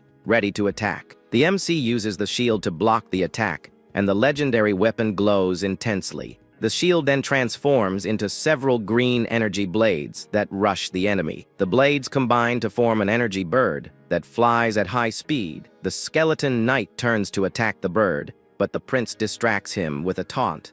He takes the opening and uses his explosion fist, landing a hit on the monster. The skeleton knight roars in pain as he gets hit full on by the fireballs of the attack, but the prince manages to protect himself with the shield, blocking most of the damage. He then advances with a green aura emanating from his body, ready for the counterattack. With a quick move, he launches a green energy blast that hits the monster. The shield glows intensely as the energy spreads across the battlefield. The skeleton knight is hit by several green energy blades that pierce his armor. He screams in pain, feeling his body being cut by the kid's relentless attacks. The MC jumps in the air and preps his next attack with his gauntlet glowing. With a determined look, he focuses his energy for a final and devastating blow. He uses his giant piston skill and lands a powerful punch on the enemy's chest. The skeleton knight grinds his teeth in pain, feeling the crushing impact of the attack. The young man says it ends there and gets ready for the mercy kill. With a flick of his fingers, he concentrates the green energy into a single point. He fires an energy beam that pierces the monster's chest with incredible force. The skeleton knight's body starts to disintegrate as the energy consumes him. The other undead look on in shock, seeing their leader being defeated. A notification appears informing him that he defeated the boss skeleton king Vakarova. The kid levels up twice, feeling the power flowing through his body. With a confident smile, he acquires the title Kingslayer Level 1. Felicia warns him about the Bad of Bones curse, so she suggests they run. Later that night, the group gathers around a campfire to rest and chat. Felicia asks if that's the White Eagle shield, and the prince confirms with a nod. Savage Eyes and Karak are impressed to see the weapon's legend was real. Daphne says she can feel a powerful life force coming from the shield, and that it hasn't revealed its full power yet. The MC realizes the shield is limiting its power to match him. Felicia says the shield belongs to him, and she won't report this to the castle. Savage Eyes then approaches and acknowledges the young man as the successor of the great warrior White Eagle. The Centaur chief promises they will stand by his side whenever he needs help. The kid smiles and says he'll count on their help in the future too. Suddenly, he remembers something important he had almost completely forgotten. He realizes there's still some fun time left and looks at the warrior's tomb. Inside the tomb, he finds a chest full of treasures and gold coins. But Greenwind appears and says it's not over yet because he hasn't praised her. Karak gets spooked by her appearance, and the prince apologizes for forgetting. He pats the fairy on the head and thanks her for her help in the battle. She forgives him but asks him to praise her more to make up for forgetting. The kid agrees and praises her, saying she's the best of all and the most amazing. With the battle won and the treasure found, the incident in the north finally comes to an end. But the MC still feels uneasy in his heart with some doubts. He wonders if Vakarova was really the cause of the purple aura, or if it was something else. He also questions how the enemy knew the secret of the small sanctuary in the forest. With a serious look, he realizes there are still many mysteries to be solved. Although nothing is certain, he promises that one day, he'll discover the true identity of the purple aura. After returning from the northern border, days passed quickly for everyone in the group. Savage Eyes prepped his warriors to go north and wipe out the remaining Cassius. The prince joined them, and it took about 15 days to eliminate the entire pack. Back at the Demon King's castle, life goes on as normal in the imposing fortress. Felicia watches her brother and comments that he looks even stronger than before. He smiles and says he's in his growth spurt, and it's natural to get stronger. He then asks how the sanctuary investigation went, and she replies it was so. But the elf says she found something amazing during her investigation at the site. She discovered the magic cast in the sanctuary was from Enkel, one of the 6 ancient dragons. The kid fakes surprise and says that's amazing, so he doesn't raise suspicions. Felicia stares at him suspiciously and asks if he already knew that, but he denies it quickly. The little fairy Greenwind appears and says he looks weird trying to hide it. The scene then changes to the imposing Demon King's castle with its Gothic towers. Upon arrival, Felicia is greeted by a group of elf girls, calling her name excitedly. They greet her affectionately and ask how she is, and if she's eaten. Karek watches the scene and comments that nothing has changed around here, and the prince agrees with him. Greenwind asks if it's okay to leave the plains like that, and the kid replies the only ones who change were them. Karek approaches the prince and asks if he did something wrong to attract so much attention. He points to a group of female elves staring at them with hostile and suspicious looks. The MC recognizes them as succubi and wonders if they're from Anastasia's group. Anastasia Nekrian, the fourth princess, is the leader of one of the three main factions in the castle. Her faction was the biggest, and even Felicia and her twin brother Sylvan belonged to it. The kid realizes the news about the events in the plains reached her. With a confident smile, he tells Karek to get used to this kind of attention. The scene then shifts to the merit office of the Demon King's castle. Isabella, the office rep, informs that the prince's merit level went up to 10. She also says he now has access to the treasure vault, leaving him excited. With a smile, he asks if they can go spend a little money for the first time. They arrive at the arsenal and are informed they can access the first treasure vault. Iger, the arsenal manager, explains they can buy equipment with cash instead of points. He then lets them explore and choose whatever they want in the place. The MC tells Karek to grab what he needs, and the orc asks if he's serious. The young man says yes, and the orc runs off excited to look for new gear. He grabs a chest armor and comments that it's good and has resistance to elemental attacks. Plus, the armor is light and doesn't get in the way of his beast god fist art. He decides that will be the armor he'll wear under his normal clothes. Next, they go to a blacksmith named Cater to order some new graves. The MC explains he needs special graves since his martial art uses a lot of foot techniques. The blacksmith says the structure is simple and should be ready in 2 days. He suggests making the graves with leather and dragon scales, leaving the kid shocked. The young man asks if he's kidding, since those materials are extremely rare. But the blacksmith reveals materials arrived today in the prince's name, and he plans to use them. Confused, the MC asks how materials arrived in his name without him knowing. The blacksmith then tells him Lord Ishgard personally ordered the delivery of the materials for him. The kid is surprised to hear the name Ishgard, the greatest swordsman and blacksmith in the kingdom. Ishgard is an elder of the Sura race, and the legendary warrior who taught the Demon King himself. Karek wonders why such a legendary figure would help the prince, and the kid agrees. He finds it weird, because in the game he never got support from the Shura side and wonders why. Suddenly, a man arrives running and panting with urgent news for the 9th prince. Karak questions him for running in a panic, and the man bows to catch his breath. He announces there will be an audience ceremony the next morning, leaving the young man surprised. The messenger explains the ceremony will praise the deeds of 3 individuals in the plains. The MC wonders who the 3rd person would be besides him and his sister Felicia. The messenger then reveals that the 2nd prince, Zephyr Ragnarok, has returned to the castle.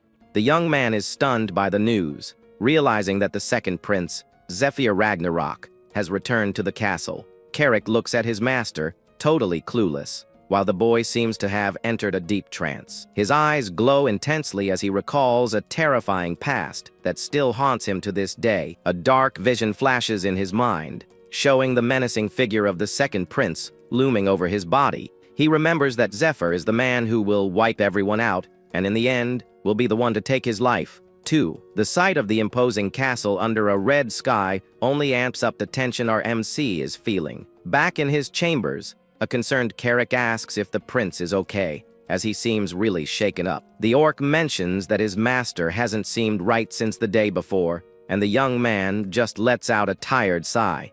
He clenches his fists, thinking he knew he'd run into him one day, but he never imagined he'd get this worked up. A noble announces that His Highness, the 2nd prince, will enter directly, bypassing the waiting chambers. Karek grumbles that Zephyr is special in more ways than one, but his attention is diverted by someone approaching. Felicia shows up and tells Shutra that the credit he earned was a big deal too, so he shouldn't let this get to him. Hearing his sister's words, The young prince pulls himself together, telling himself not to be discouraged. With an encouraging smile, she invites him to show everyone the best they can do together. Then, the herald announces that the audience ceremony is about to begin, and the grand throne room is revealed. Seated on his imposing throne, the Demon King watches everything with a serious and powerful expression. From behind the throne, we see the court assembled as the princes and the princess approach for the ceremony. The herald announces the entrance of the 6th princess, Felicia Doomblade, and the 9th prince, Shutra Ignis. He walks forward, wondering how he's going to handle what's next, if he's already this nervous. He glances up at a balcony where another mysterious figure is watching the ceremony intently from a distance. From the balcony, the 4th princess, Anastasia, and the 1st prince, Bol, watch the ceremony with interest. The woman sits with an elegant posture and a calculating gaze, analyzing every detail of the event. Our MC takes a deep breath, thinking that he needs to overcome this challenge that has always haunted him. Just then, the announcer calls for everyone's attention, stating that the next prince will make his entrance. She then announces the arrival of the 2nd prince, Zephyr Ragnarok, whose silhouette appears in the illuminated doorway. His steps are firm and confident as he strides through the hall toward the throne. The young man stares at him intensely, thinking that they've finally come face to face. A close-up on Zephyr's face reveals a piercing gaze and a subtle, arrogant smirk. He's the main character of the Demon Realm arc, and one of the most feared opponents in the game. The 2nd prince, Zephyr Ragnarok, walks with a powerful aura that fills the entire room. The woman with the glasses then begins to announce the prince's achievements, starting with Zephyr's.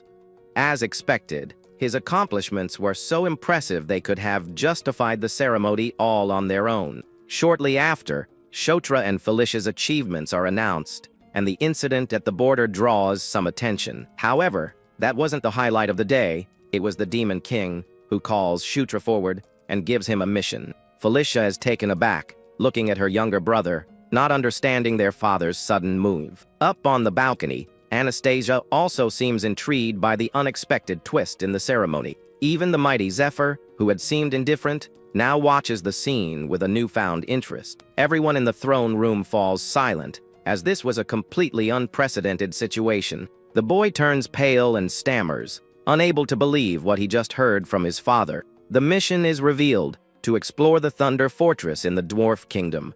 The mission details that a path to the Thunder Fortress was discovered during a mining operation. The announcer hands him a map and says he has 7 days to depart, and the young man thinks to himself that he knows this place all too well. He remembers that when he played Night Saga, the fortress was one of the main strongholds of the Dwarf Kingdom. In a separate room, he finds out the mission originally belonged to General Kashubal's exploration unit, but he failed. The woman warns him to prepare adequate countermeasures, as the cause of failure was gas poisoning. The boy tenses up, wondering what the heck is going on for him to receive such a dangerous mission. He remembers that Kashubal was a general of draconic lineage, so how is Daut supposed to succeed where a dragon kin failed?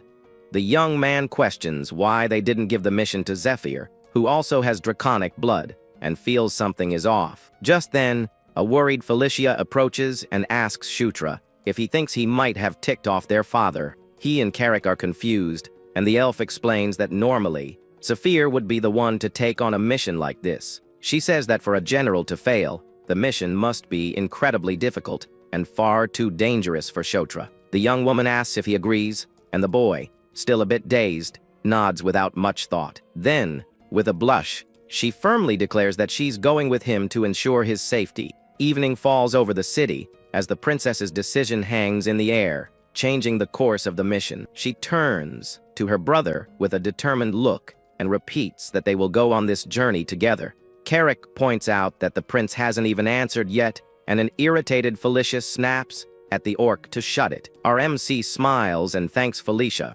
accepting her help and saying they'll go together. Suddenly, another person approaches and suggests that, if it wouldn't be too forward, he'd like to accompany them as well. A blue-haired young man with a gentle smile asks if his company would be acceptable to the 9th prince. Felicia and Shutra turn, and the elf recognizes the newcomer, calling him Katarov. The young prince turns down Katarov's offer, saying that the mission members have already been decided. Kadyrov understands and bids them a polite farewell, apologizing for the intrusion before walking away. Felicia questions Shutra's decision, since Kadyrov is one of the few male sirens and would be a huge asset. Our MC agrees that she's not wrong, as Kadyrov is one of the strongest magic-type sirens. In a secret location, Kadyrov teleports using his blink ability, appearing in another room. The young prince reveals that the guy is secretly a fanatical follower of Anastasia. The siren's skills specialize in infiltration and espionage, so he appears to deliver his report. Our MC smirks,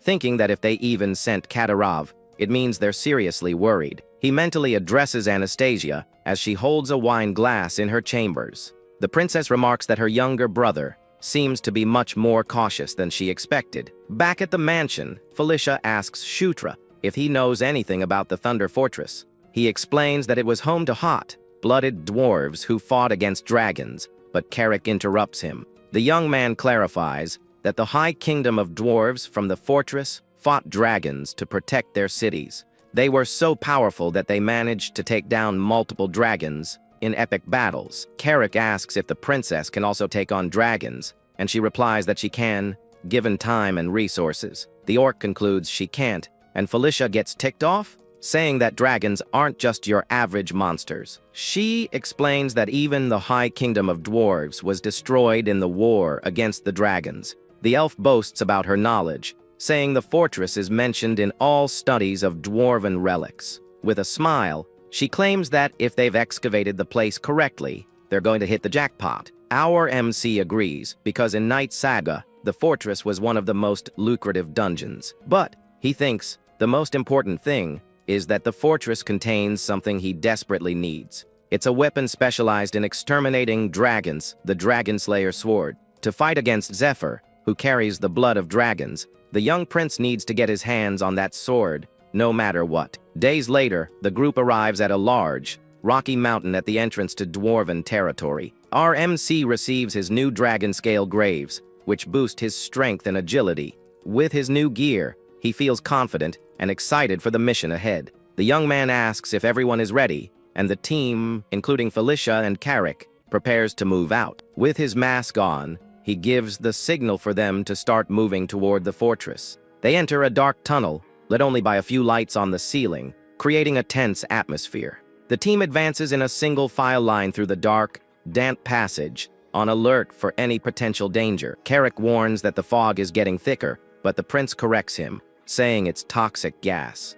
Felicia suggests they proceed slowly since there's no time limit, and Shotra agrees with the idea. The orc comments on the strange color of the gas, asking if it isn't supposed to be yellow. Suddenly, a few members of the team start coughing, feeling the effects of the poisonous gas. They collapse to the ground, revving in pain, putting the others on high alert and into a state of confusion. The prince and Felicia wonder what's happening as they try to help their companions. The elf realizes that the type of toxic gas has suddenly changed and prepares to use her magic. She summons the winds, creating a vortex of pink energy around her to disperse the gas. With that, a powerful spell creates a gust of wind that clears the area of the poisonous gas. However, as she looks ahead, Felicia is shocked by what she sees. Before they could recover, a mysterious force slams into them, sending them all flying backward. Our MC falls on top of his sister and weakly calls out her name before completely losing consciousness. The tunnel ceiling shakes violently as the toxic gas spreads throughout the entire area.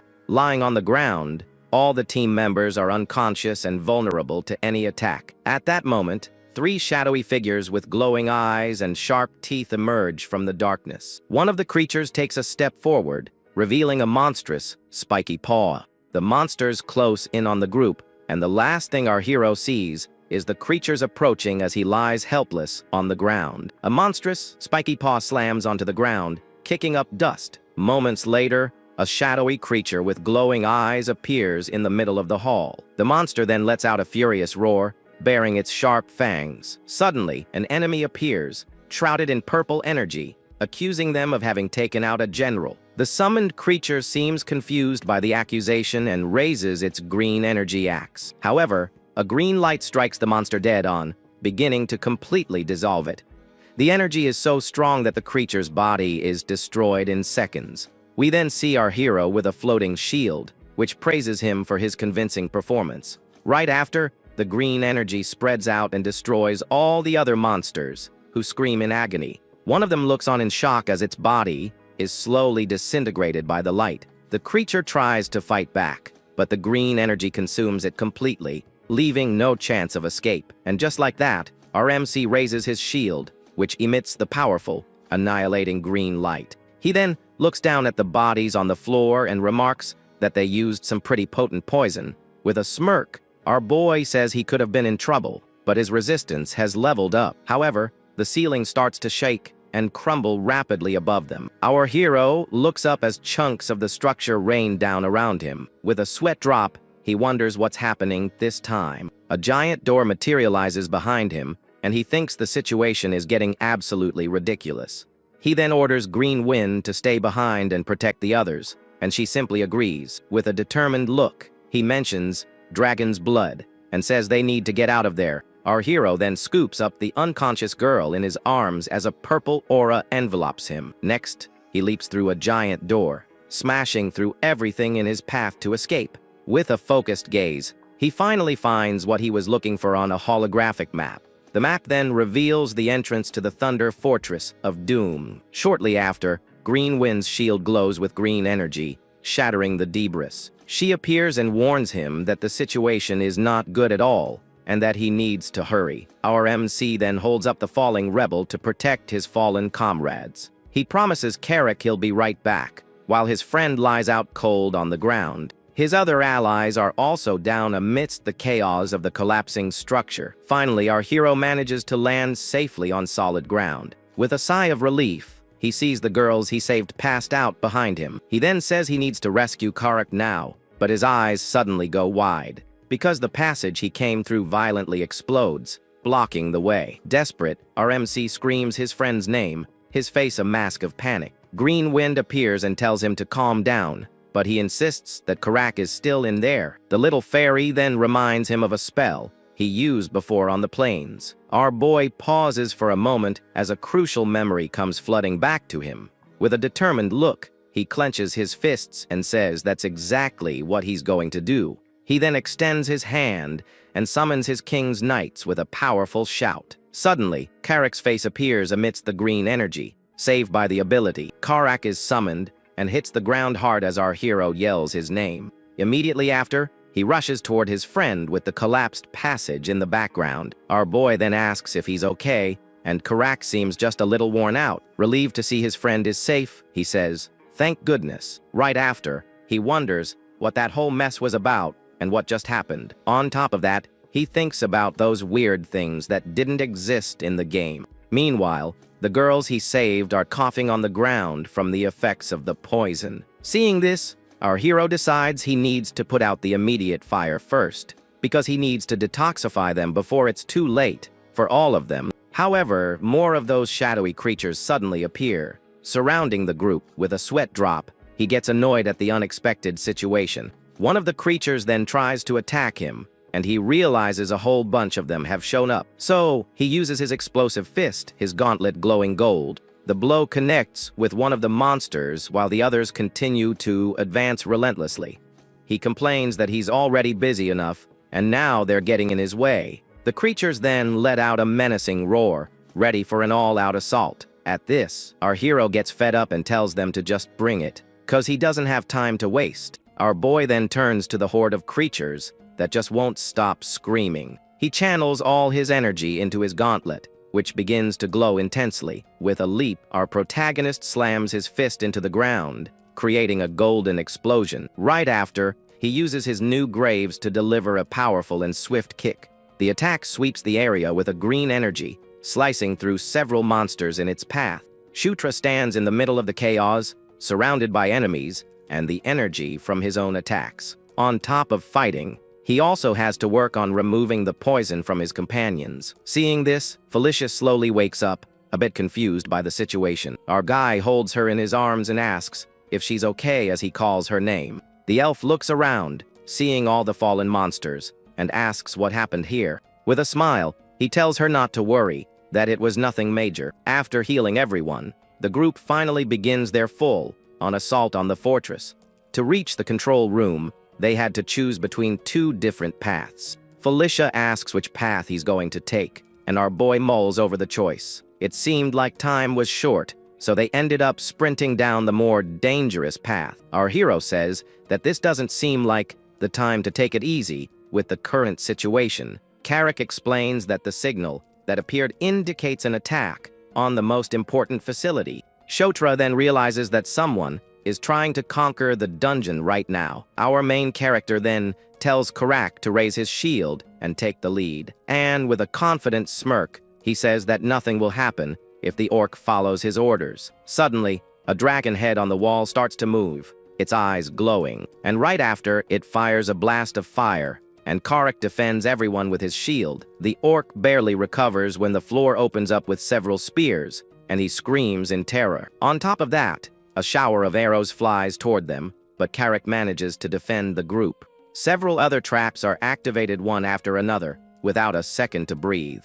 After getting through all that, Karak was exhausted and panting from the effort. Our guy congratulates him, but the orc complains, saying he almost kicked the bucket in the process. But thanks to their friend's sacrifice, they finally arrive at the control room door. One of the elves then notices that the gargoyles that were supposed to be there are nowhere to be found. Shotra then decides the best thing to do is to go inside and see what's happening. The group enters a dark and dusty room with debris scattered across the floor. Our hero looks at his sister, notices something, and she just nods at him in silent agreement. They then find a skeleton that seems to belong to the last lord of that fortress. One of the girls points to a giant black sphere in the corner of the room, drawing everyone's attention. That sphere was perfectly smooth and seemed to have no cracks or seams. Felicia wonders if the dwarves made it, and Shutra goes to investigate the skeleton, and there he finds a golden key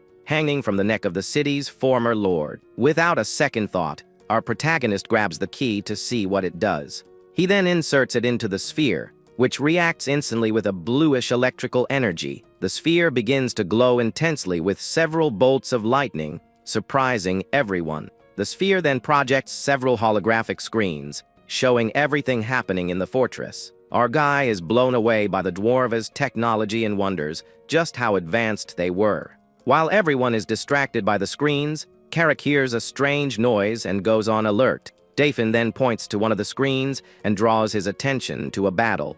The screen showed an intense fight between the gargoyles and those shadowy creatures from before. Felicia recognizes the monsters as the same ones they faced at the dungeon entrance. Our hero understands that they are the invaders and wonders what their objective is here. Suddenly, he sees something huge on another screen and realizes it's a dragon in the middle of the fight. With wide eyes, our protagonist recognizes what's stuck in that monster. Impaled in the dragon's body was a golden spear he knew all too well from the games. With a determined look, he says he's finally found what he's been searching for. It was the masterpiece of the Dragon Hunter series, the legendary spear Ascalon. The story then flashes back in time to show us the black dragon named Partisan. He and his legion of monsters attacked the dwarven fortress without any mercy. After invading the place, Partisan unleashed his full power against the dwarves living there. But in his arrogance, the dragon made a mistake that ended up costing him his life.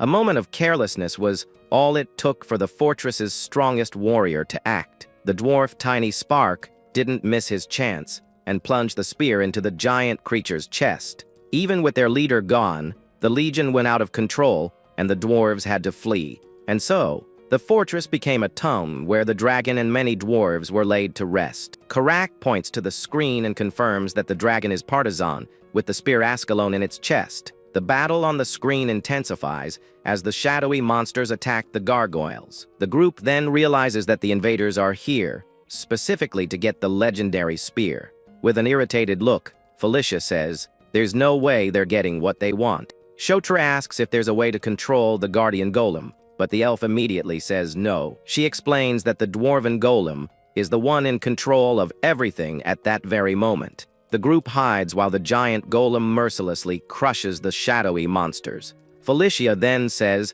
that the lord of the fortress passed all authority to the golem before he passed away. She suggests waiting to see what happens, But our hero disagrees with a serious face. With a glint in his eye, he says that this is their perfect chance to make a move. The elf is confused, and he explains that they can't just sit around with so much up in the air. Then our protagonist takes off running towards the battle, saying he'll be right back. Using his map, he navigates through the dungeon's chaos, getting closer to his objective. His plan is simply grab Ascalon first, and then take advantage of the situation. That way, no matter who wins the battle, they'll come out on top either way. Running and checking the map, our hero realizes he's almost at the location, and finally, he finds Partisan and the spear on his map, which shows everything. The boy stops in front of the giant dwarven golem, which stares him down with its electric eyes. The creature then attacks him with a powerful blue energy blast, catching him by surprise. Our hero screams as the golem brings down its electric hammer with all its might. Desperate, our hero yells for a timeout, saying he doesn't want to fight right now, but the golem doesn't listen and smashes the ground with a devastating electric blow. The creature pauses for a moment and stares at the boy, looking pretty confused. It seems to wonder what's happening, while the blue energy still surrounds it. Suddenly, the golem glows green, and our hero takes the chance to move forward. With a jump, he climbs onto the back of the fallen dragon as the fairy Greenwind appears. Reaching the dragon's body, he finally finds what he's been looking for all this time. He plants his feet firmly on the monster's body to prepare to grab his new weapon. The spear Ascalon glows intensely, and our boy is mesmerized by the sight. With a smile, he says thanks and tries to pull the spear to get it out of the dragon's body. However, the weapon doesn't even budge an inch, leaving our protagonist very confused. He pulls with all his might, but the spear is way too heavy, and he can't get it out at all. Frustrated, he wonders why the spear is so heavy and grits his teeth in anger. So, he decides to dump all his remaining points into strength to be able to lift it. The golem watches from a distance as our hero screams and pulls the weapon with all his force. The spear finally starts to give way, slowly coming out of the dragon's body. With one last heave, he finally yanks Ascalon free from the giant monster's body. He then uses the spear's power to clear the area of enemies with a golden light.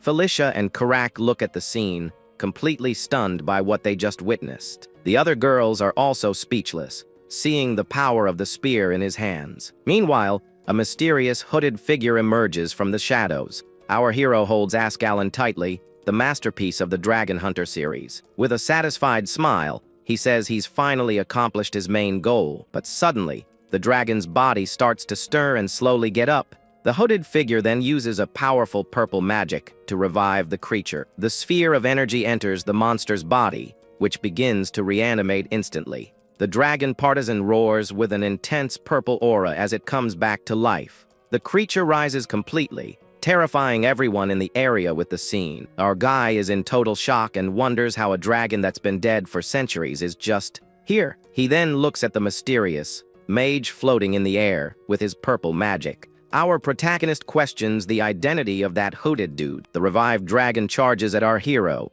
who is frozen in fear. The creature attacks with its claws and swats him away with a single powerful blow. Partisan then fires a blast of purple energy straight at him. Our boy gets tense and wonders if this is what he thinks it is. The creature concentrates a deadly purple energy in its mouth to attack with full force. Right after, it unleashes the blast of energy that obliterates everything in its path.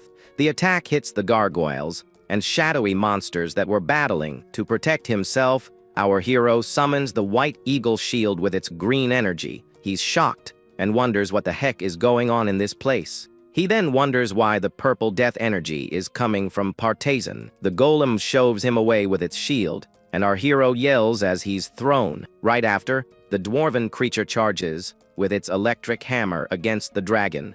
The two giants then clash in a battle of titans with a whole lot of energy. Our protagonist is confused and wonders why they are fighting each other. At that moment, Felicia and the rest of the group come running to help with the chaos. The elf asks what happened, and he explains that someone revived the dragon with magic. Furthermore, he says the purple energy is the same they saw on the Angel Plains. Shotra then warns that they need to take down the dragon, while its resurrection is incomplete.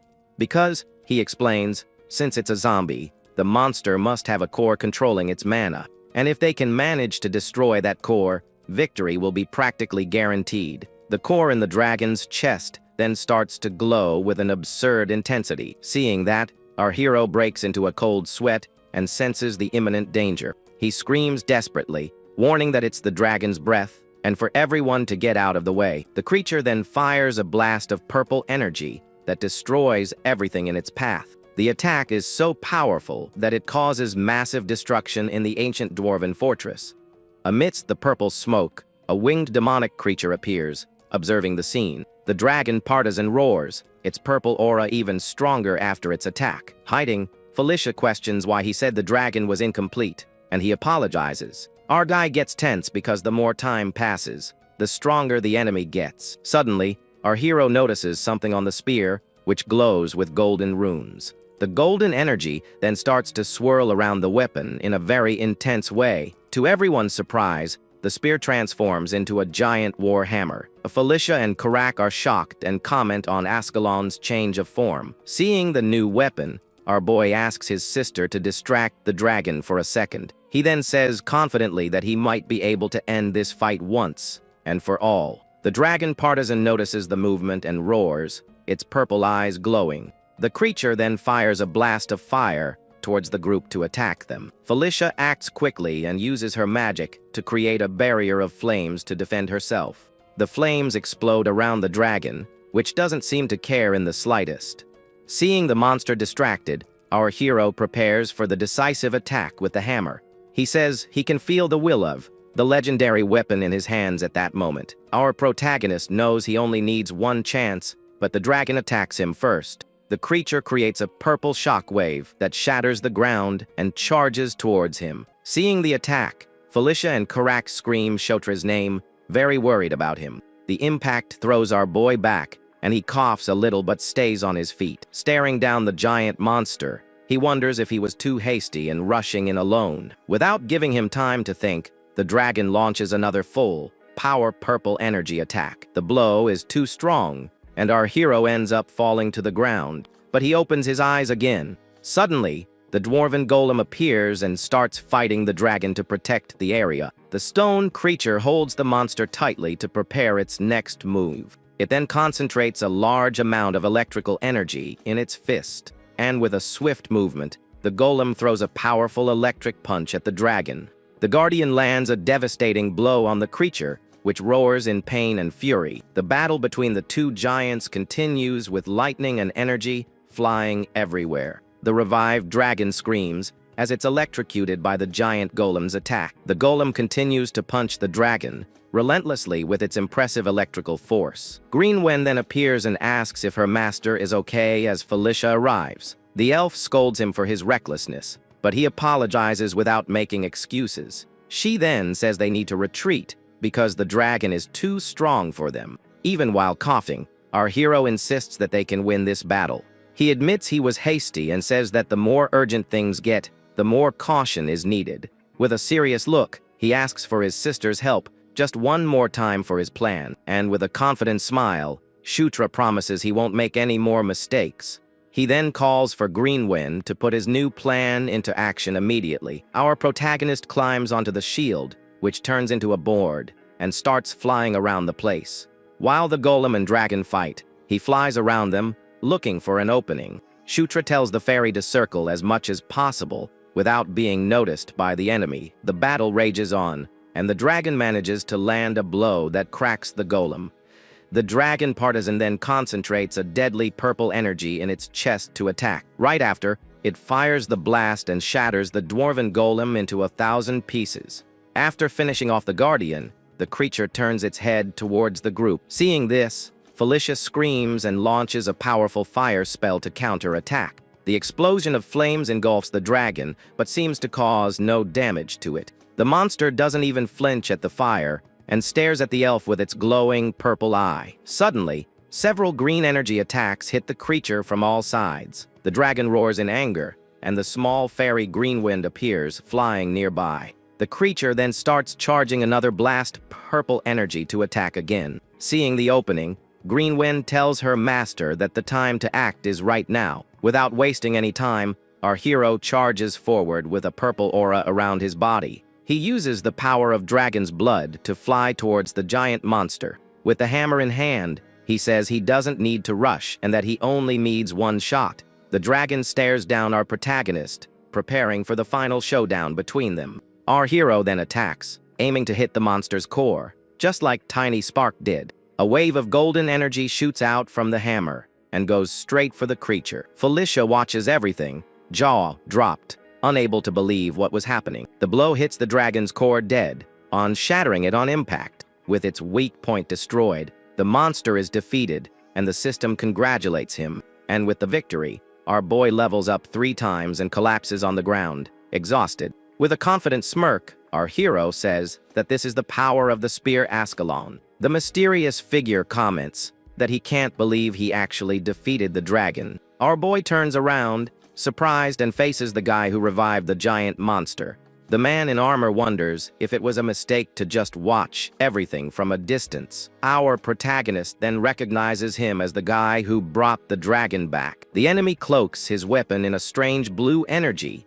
and prepares to fight. Right after, he launches a powerful attack of blue flames towards Shutra. Our hero defends himself with the hammer, but is confused by the color of those flames. The attack explodes with impressive force, destroying what was left of the scenery. The smoke clears, revealing the enemy's silhouette in the midst of the destruction. Our protagonist wonders what the heck just happened in this place. His attack simply vanished, and the enemy starts coughing on the ground. Suddenly, the man in armor charges forward and lands a blow that sends him flying. The impact drives him across the floor, and our hero is confused by the surprise attack. The enemy's foot plants firmly on the ground as he prepares for his next move. Suddenly, a new figure appears and says he arrived just in time to help. Our boy's eyes go wide, and he stammers, unable to believe who he's seeing. It was the legendary sword master, who appears majestically with his sword in hand. With a smile, the man greets the 9th prince with a very friendly look. He was Ishugard, a legend comparable to an ancient dragon in the game Night Saga. Our hero remembers that Ishugard was so strong that he only existed in the game's lore. Even when Zephyr became the Demon King, he never showed up to help in the fight. The sword master was a mystery even to the king, who had to beg for his teachings. With a smile, he compliments Felicia, saying she's grown up so much since last time. The old man then picks her up, treating her like a child and leaving her embarrassed. The elf yells, telling him to put her down, but Ishugard just laughs at the situation. He says she's still a child, and our protagonist can't believe what he's seeing. Felicia turns beet red with embarrassment and crosses her arms with a pouty face. Ishugard then turns and asks if the 9th prince liked the gift he sent. With a smile, Shutra thanks him and says the dragon hide made for some great gear. Suddenly, a purple energy emerges from the body of the enemy who was on the ground. The man in armor gets up and unleashes a blue energy attack around himself. Several blue energy monsters appear and start exploding all over the place. Karak gets scared and asks why everything is exploding for no reason. The enemy then teleports away with a blue explosion and disappears from the scene. The blue energy continues to spread, causing more and more explosions in the fortress. Under the moonlight, the dwarven city is shaken by the mysterious explosions. Ishugard then creates a golden barrier to protect the entire group from the destruction. He asks if everyone is okay, and our hero thanks the master for his help. Our protagonist becomes thoughtful, wondering what the enemy's objective was.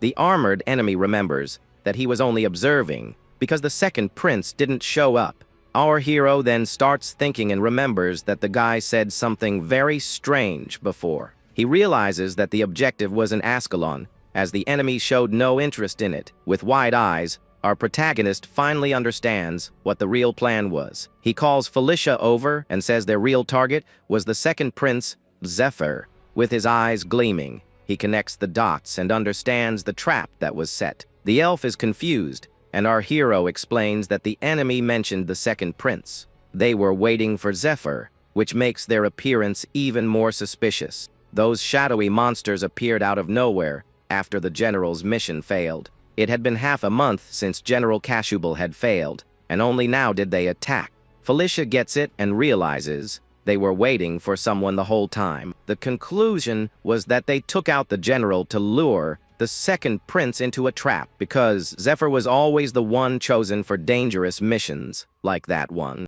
Our guy then wonders who sent them and why they wanted to capture the second prince. Ishigard praises the story, and Felicia gets annoyed, saying they're being serious. Our protagonist then asks what the Sword Master is doing here. The old man explains that the Demon King took an interest in him, so he came to check things out, and he recalls that the king never acts without a good reason for his unexpected decisions. With an intense gaze, Ishigard says that he can understand what the king is thinking. Our hero gets tense and wonders why the mood shifted so suddenly. With his hand outstretched, Ishigard asks if our boy would like to learn from him. The sudden offer leaves Shotra and Felicia completely shocked and speechless. He explains that it's not to be his student, as our hero already knows the art of the fist. Our protagonist is surprised and asks how the master knows about that secret. Ishigard then reveals that he senses several types of energies mixed within his body.